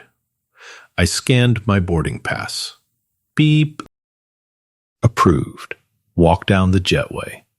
That familiar industrial tunnel connecting terminal to aircraft. The plane appeared ahead. Boeing 777. Big enough for the long Pacific crossing. Entered through door 2L. Flight attendant smiled. "Welcome aboard. 22C is on your left, about halfway back." Found it. Window seat, emergency exit row. Extra legroom. Perfect. Stowed my carry-on overhead. Sat, buckled in. A couple claimed 22B and 22D. Older, 60s maybe. Dressed in matching Hawaiian shirts. Honeymooners at 68. She caught me looking, smiled. "First time to Hawaii?" "In a way, yes." "Oh, you'll love it. We're celebrating our 45th anniversary." Hawaii is magical. I smiled politely, turned to the window. Didn't want conversation. Didn't want to explain that I was celebrating too. Just a different kind of anniversary. The death of obligation. The birth of boundaries. The plane filled. Families, couples, solo travelers, everyone pursuing their version of paradise. Overhead bins slammed shut. Flight attendants walked the aisle, checking seatbelts, stowing bags, delivering safety spiel nobody listened to. Then the sound I'd been waiting for, the cabin door closing, heavy, mechanical, final. That sound meant commitment. No more boarding, no more getting off. We were sealed in this metal tube until Hawaii. PA system. Flight attendants, prepare for departure. The plane lurched backward, pushed by a tug we couldn't see. Began the slow taxi toward the runway. I watched through the window. Terminals sliding past. Other planes queuing. Ground crew in reflective vests directing traffic. The captain's voice. Ladies and gentlemen, we're number 3 for takeoff. Flight time to Honolulu is approximately 9 hours. We'll be cruising at 39,000 feet. Weather in Honolulu is 84 degrees and sunny. 84 degrees, sunny. The opposite of everything I was leaving behind. The plane turned onto the runway, stopped, engines spooled up. That rising whine that meant power building. Physics preparing to defy gravity. Then acceleration. Pushed back into my seat by forces I could feel but not fight. The runway lights blurred past, faster, faster. That moment of uncertainty when the plane was committed but not yet airborne. Then lift, smooth and sure. The wheels left pavement. Boston began falling away below. Banking left, climbing. The city spread out beneath us, grid of streets, frozen Boston Harbor catching morning sun, tiny cars on highways, the dense downtown core where I'd made my escape plan real. All of it shrinking, becoming abstract, becoming past. At 35,000 feet, the plane leveled, seatbelt sign dinged off. Around me, passengers relaxed, reclined seats, pulled out books or tablets or closed eyes for sleep. I opened Lonesome Dove, ran my fingers across the first page, started reading. The prose was dense. Western. Nothing like my life. Perfect. Flight attendant appeared. Something to drink? 9:45 a.m. Early for alcohol, but vacation rules applied. Tomato juice, please. She poured it over ice, handed it across. I'd never liked tomato juice before, never tried it, really. But today felt like a day for new experiences. I sipped. Tangy, salty, strange, but not unpleasant. Below, Boston had disappeared into clouds. Somewhere down there, Chloe was panicking. Brandon was useless.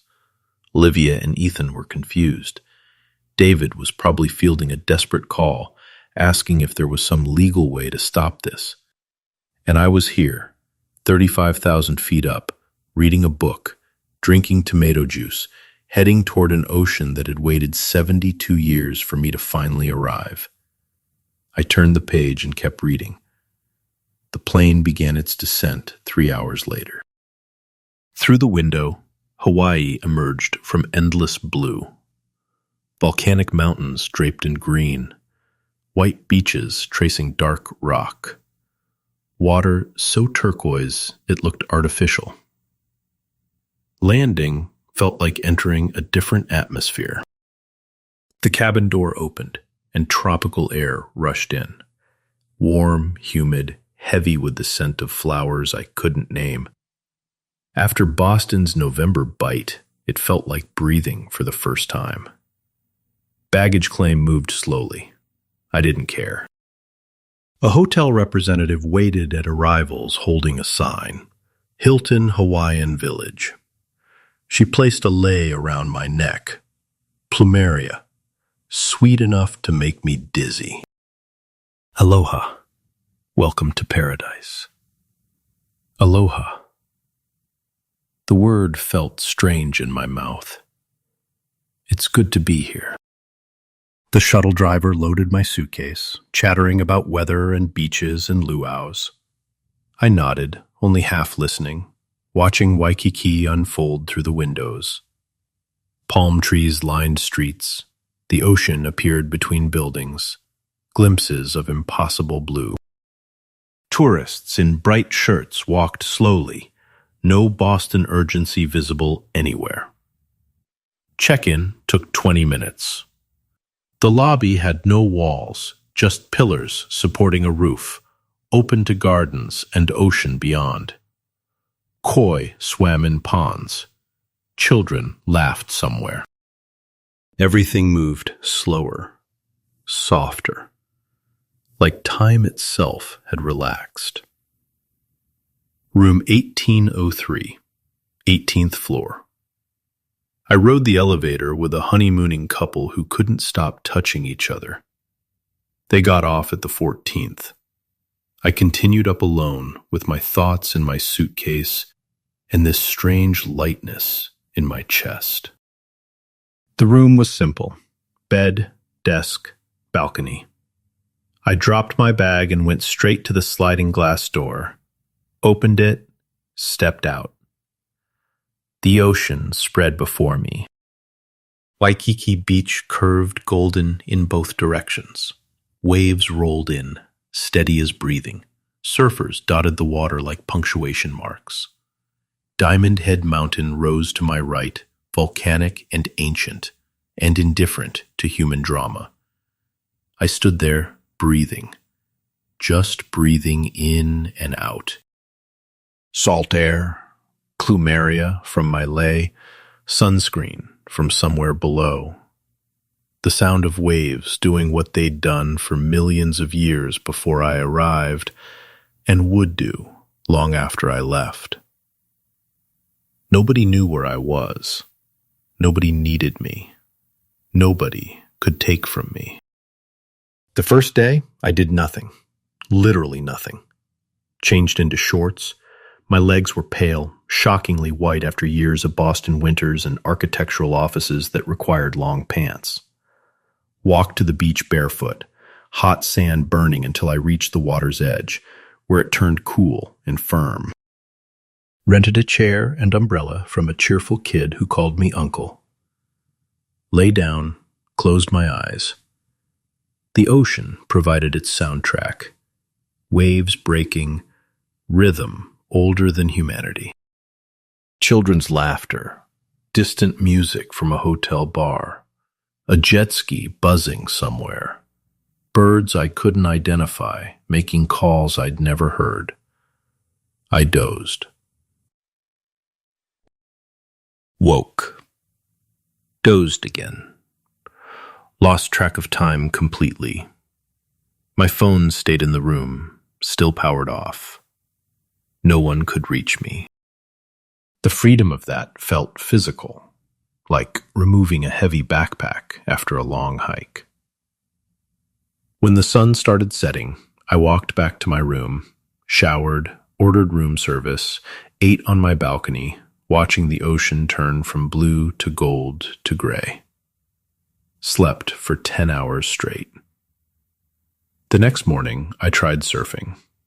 The instructor's name was Kai, 28 maybe, tan like he'd been born that way, enthusiasm radiating off him like heat. A small group gathered on the beach.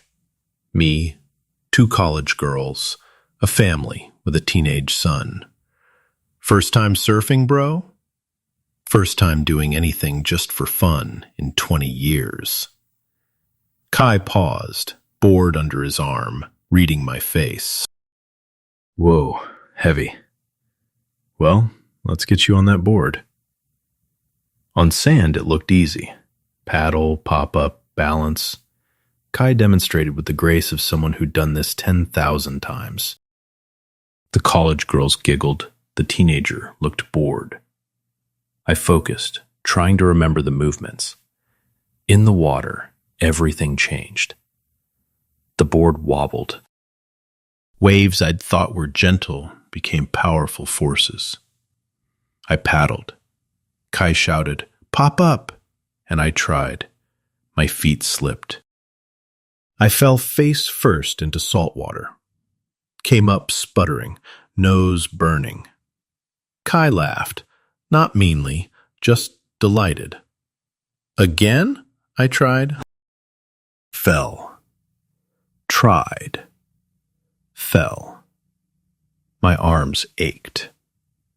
Water went up my nose 3 more times. The college girls were already standing on their boards, squealing with success. The teenager managed 2 seconds before wiping out spectacularly. Then somehow, I got it. Popped up. Feet found balance. The board glided forward. 3 seconds, maybe 4, and I was surfing. Actually surfing. Then I fell, but I was laughing. I'm too old for this. Kai paddled over, grinning. Nah, man, you're never too old to try. I tried 8 more times, managed to stand twice, laughed every single time I fell. When the lesson ended, my arms felt like jelly and my face hurt from smiling. And I couldn't remember the last time I'd laughed that hard at my own failure. That afternoon, sore muscles forced me to nap. I didn't fight it. Day 3, I hiked Diamond Head, woke early to beat the heat, took a lift to the trailhead. The path climbed steeply, switchbacks and stairs and tunnels carved through volcanic rock. Sweat poured down my back, my legs burned.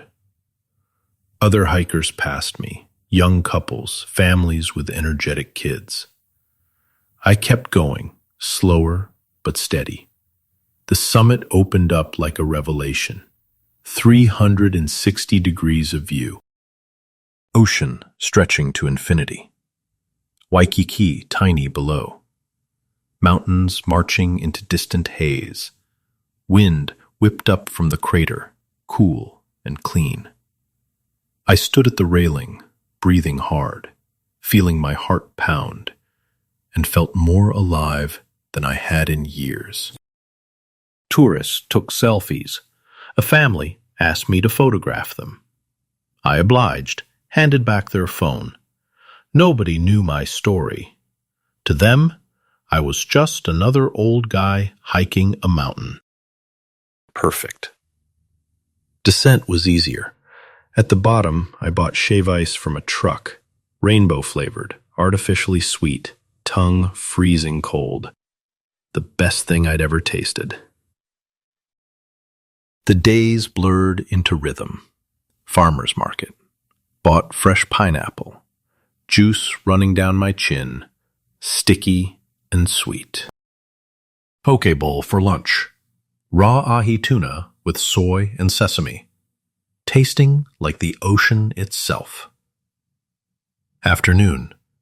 Beach chair. Book. Dozing. Evening. Mai Tai at sunset. Rum strong enough to warm my chest. Watching the sky turn impossible colors. One evening, a luau. Fire dancers spinning flames. Hula dancers telling stories with their hands. Ukulele music floating over the audience. I sat next to a retired couple, Robert and Susan, from Florida, 70s, holding hands like teenagers. "Are you here with family?" Susan asked during intermission. "No, just me. First solo trip." Robert nodded approvingly. "Good for you. We've been coming here for 25 years. Best decision we ever made." "I should have done this sooner." Susan patted my arm. Better late than never, honey. Another day, I did nothing again. Found a palm tree near my hotel. Spread a towel. Opened Lonesome Dove. Read 50 pages. Dozed. Woke to find a hermit crab investigating my book. Laughed. The crab scuttled away. Offended. No one needed me. No one called. No one took from me. On day 7, I rented a kayak. Single person, bright yellow. Paddled out past the reef where the water deepened from turquoise to navy. The bottom disappeared beneath me. Fish darted below, silver flashes and crystalline water. My arms ached, but it was a good ache, earned through choice rather than obligation. I stopped paddling, let the current drift me, floated, stared at the sky. A pelican landed nearby, regarding me with one yellow eye before diving for fish. I laughed. This bird had no idea who I was.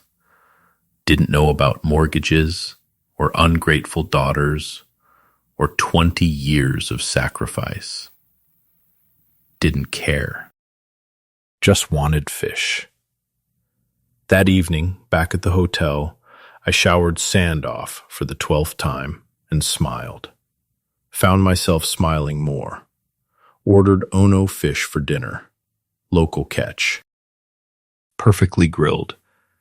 The waiter was friendly without being intrusive. The beer was cold. The sunset was free. Halfway through my meal, I realized I'd been here a week. 7 days. Only 7 more until I had to return. Didn't want to go back. Not yet. At the hotel business center, I found a brochure. Big Island Volcano Tours. Day trip available. Pictures showed red lava, volcanic craters, steam vents, something wild and raw and completely unlike anything in Boston.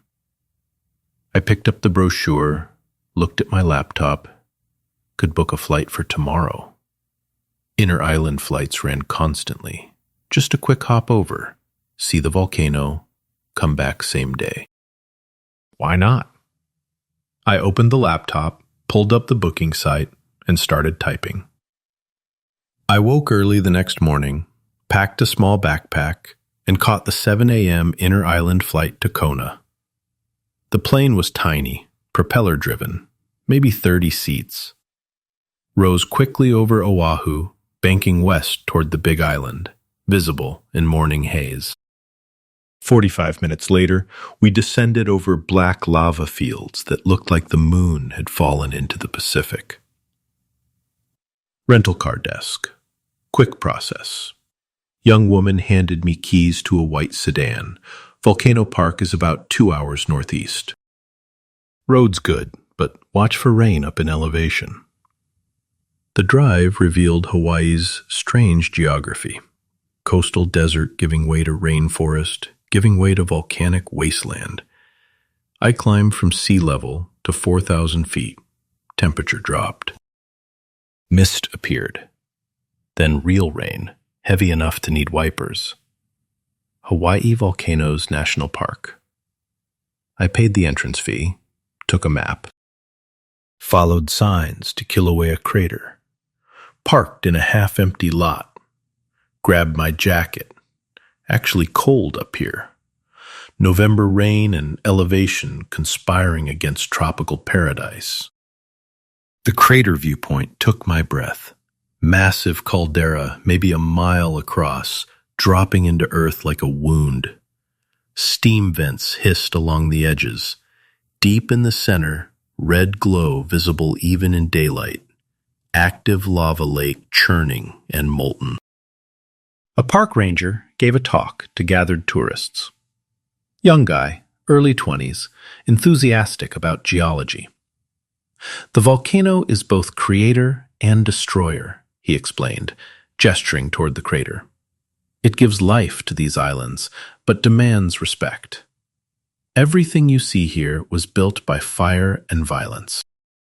Sounds familiar, I muttered. The ranger turned, caught my eye. Personal experience. You could say I'm rebuilding after an eruption. He nodded like that made perfect sense. Maybe it did. I walked the rim trail, feeling heat radiating from earth, sulfur smell, sharp like rotten eggs, mixed with rain and volcanic rock. The ground felt warm under my feet, almost alive.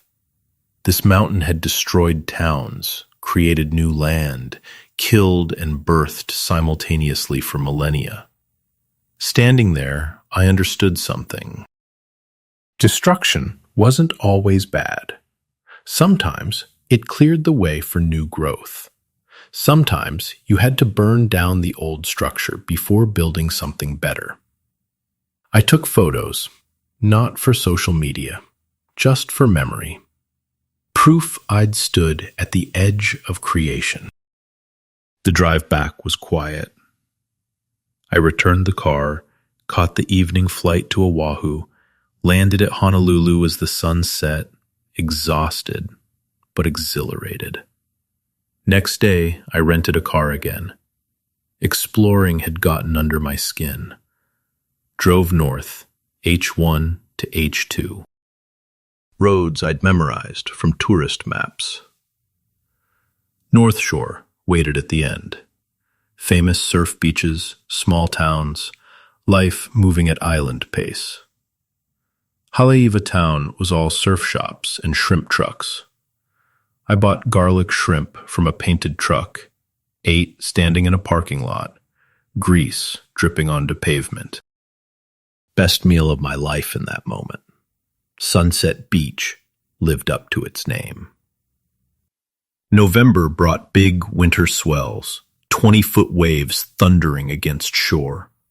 Pro surfers rode them like they were playing with death. I sat on volcanic rocks for an hour watching. Those surfers smiled the whole time, riding waves that could kill them. That was living. Bought another shave ice. Different flavor this time. Mango. Drove back south, stopped at a roadside fruit stand. Bought a papaya from an old Filipino man who didn't speak much English. Paid, smiled, drove on. A week ago, I couldn't have enjoyed this. Too raw, too angry. The beauty would have felt like mockery, paradise existing while my life crumbled. But now I could appreciate it.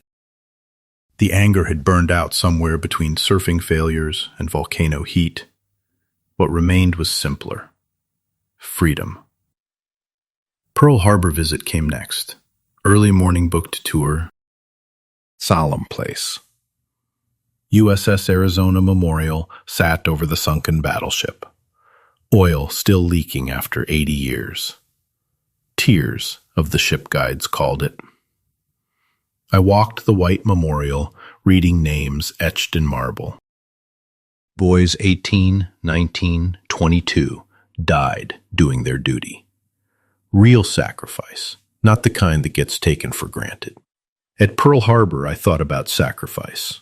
Real sacrifice, not the kind that's expected and exploited. These sailors never had a choice about their fate. I'd had choices all along.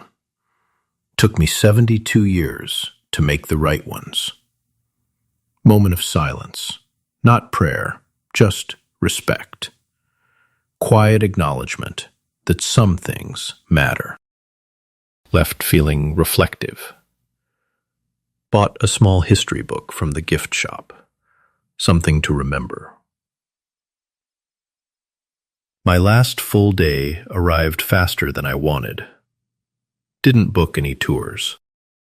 Instead, walked to an ABC store, ubiquitous Hawaiian convenience stores.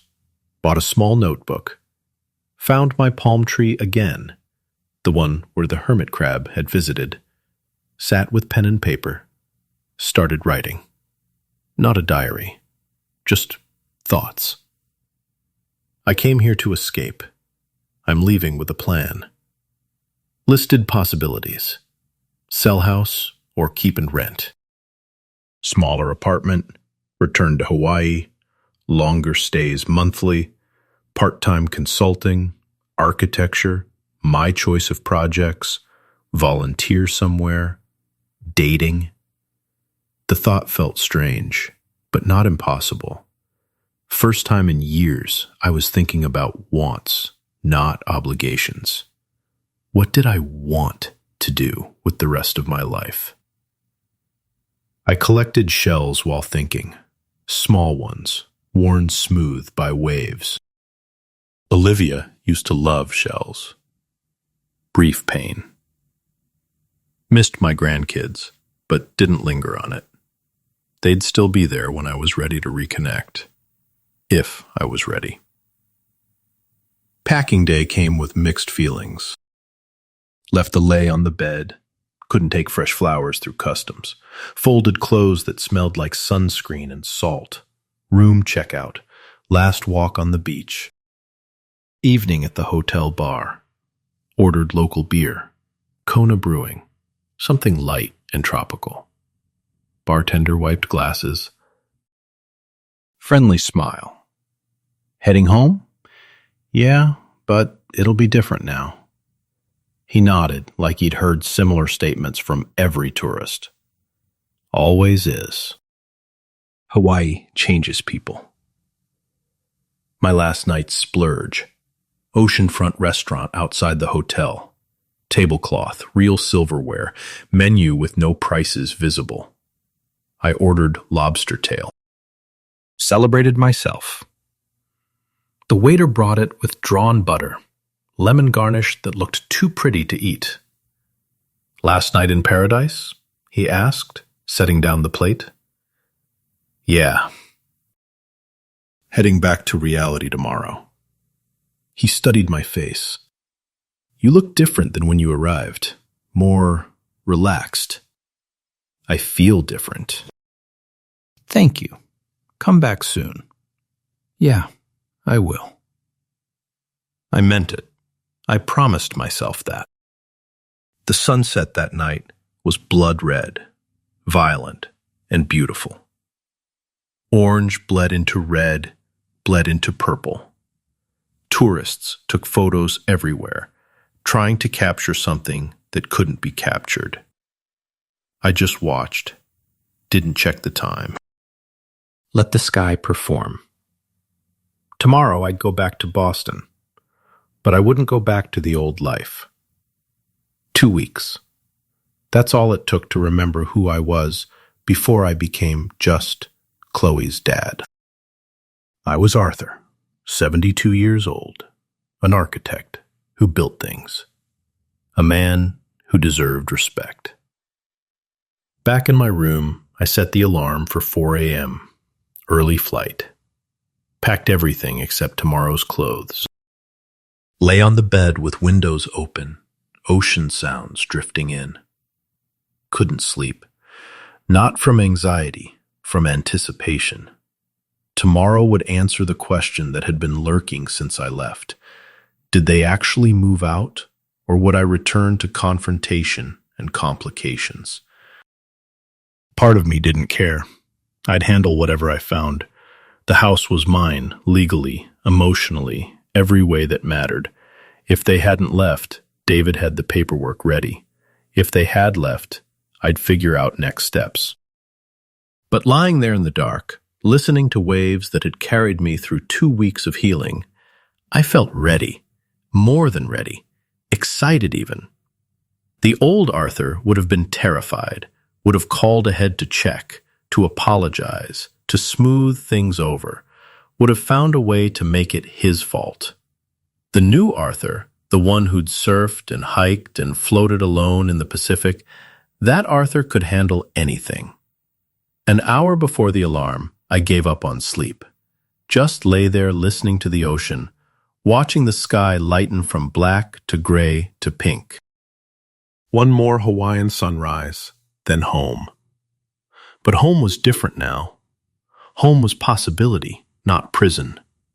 Home was mine. The alarm went off at 4. I've been awake for an hour already, watching dawn creep across the Pacific one last time. Shower, dress, jeans, and jacket. Had to prepare for Boston's November. The clothes felt heavy after 2 weeks in shorts. My suitcase zipped closed around Hawaiian shirts that still smelled like coconut sunscreen and possibility. Hotel checkout at 5. The front desk clerk looked half asleep, but smiled. Mahalo for staying with us. Mahalo for everything. Airport shuttle in darkness. Honolulu waking up around me. Delivery trucks. Early workers. The city's quiet hours before tourists filled the streets. At the airport, one last blast of plumeria-scented air before entering the terminal's recycled atmosphere. The flight left at 8. 9 hours later, after reading, sleeping, thinking, we descended into Logan. 6 p.m. Boston time, but my body thought it was noon. Through the window, the city spread out in winter darkness. Gray, cold, familiar. Culture shock hit baggage claim. Everyone bundled in heavy coats, moving fast, faces set in that Boston grimace against cold. Nobody smiled. The urgency felt aggressive after Hawaii's languid pace. I took a taxi instead of Lyft. Wanted the anonymity. The time to think. The driver was mercifully quiet, just drove while I watched the city pass. I-93 to I-195, highway lights blurring orange in the dark. Providence appeared, streetlights making snow look golden. Where exactly? 18 Maple Drive. My hands started trembling. First time in days I'd felt nervous. What if they hadn't left? What if the house was trashed? What if? We turned onto my street. I leaned forward, squinting through the windshield at my driveway. Empty. No cars. Relief flooded through me so strongly I almost laughed. This is it. I paid, tipped generously, feeling generous, and stood on the sidewalk with my suitcase. The house looked dark, windows blank, driveway empty of Brandon's old sedan. I walked to the front door, key in hand. It turned smoothly. Door opened. I reached for the light switch. The living room was empty. Her couch, gone. Her side tables, gone. The big flat-screen TV she'd insisted they needed, gone. Only my recliner remained, the one Eleanor had bought me for my 55th birthday, sitting alone in the middle of the empty room like an island. I walked through slowly, turning on lights. Kitchen, her table gone. My small 2-person table remained against the wall. Refrigerator hummed, on its door held by a magnet. A note. I pulled it off, read it aloud to the empty kitchen. Dad, you won. We're gone. I hope you're happy, but don't expect us to ever forgive you. You chose money over family. Chloe stood there holding it, read it again, then laughed. Short, bitter sound that echoed in the empty room. Money over family, I said to nobody. No, Chloe, I chose myself over being used. Rip the note in half, drop both pieces in the trash can. They landed with a satisfying flutter. Continued the tour. Master bedroom. My bed, my dresser, untouched. Guest room, where they'd slept, completely empty. Carpet showed rectangular marks where furniture had pressed for years. Kids' rooms, bare walls, empty closets, Nothing left but dust bunnies in corners. Bathroom, their toiletries, gone. My shaving kit exactly where I'd left it. I sat on the stairs between floors, taking it in. The house echoed when I moved. Bigger now, emptier, cleaner somehow, like a weight had been lifted from the walls themselves. Stood, walked around, opening windows, all of them. November cold rushed in, biting, fierce, cleansing. Let it blow through, clearing out 20 years of resentment. My phone, turned off since the plane, sat in my pocket. I took it out, powered it on for the first time in 2 weeks. Messages flooded in, 18 voicemails, 10 texts, all from Chloe and Brandon. Didn't listen, didn't read, deleted everything, blocked both numbers. The phone went silent again. Sat in my chair, Eleanor's chair, and called David. He answered on the second ring. "Arthur, you're back." "They're gone." Pause. "How do you feel?" "Lighter, like I can breathe again." "What's next?" I looked around the empty room, at the windows showing Boston's November night, at the space that was finally, truly mine. I'm thinking maybe sell this place, get something smaller, or spend more time in Hawaii. I don't know yet, but I have options. You deserve it, buddy. You really do. Thanks, David, for everything. We talked for a few more minutes. Logistics, legal questions, next steps, but mostly just friends checking in. When I hung up, the silence felt good, peaceful, mine. Made coffee for the first time in weeks.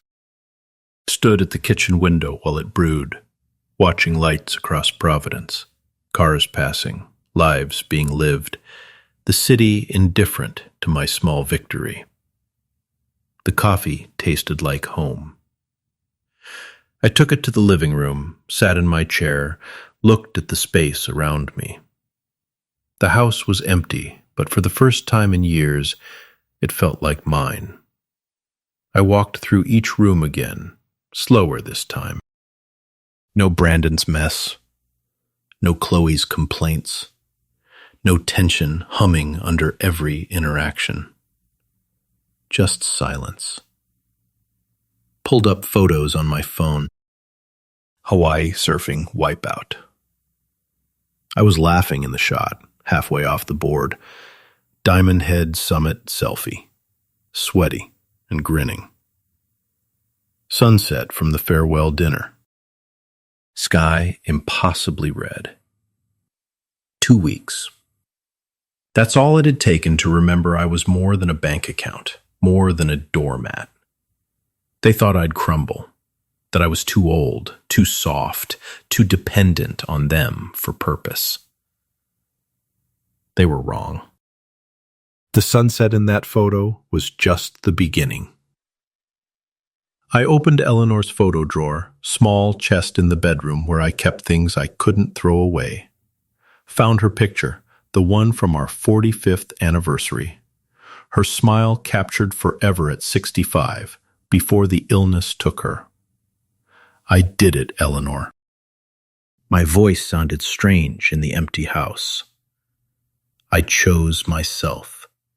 Finally set the photo down gently. Felt like she'd approve. Like maybe she'd been waiting for me to find this strength all along. 72 years old, a house in my name, a tan from Hawaii, and a plan for the rest of my life. Chloe wanted me gone. She got her wish, but not the way she expected. I won. Not because I was cruel, but because I finally chose me. Boston stretched outside my window, gray and beautiful and full of possibility. Tomorrow I'd start planning. Maybe call a realtor. Maybe book another Hawaii trip. Maybe both. But tonight, I just stood here and breathed. The house was empty. My life was full. Tomorrow, I'd start planning. Tonight, I just stand here and breathe.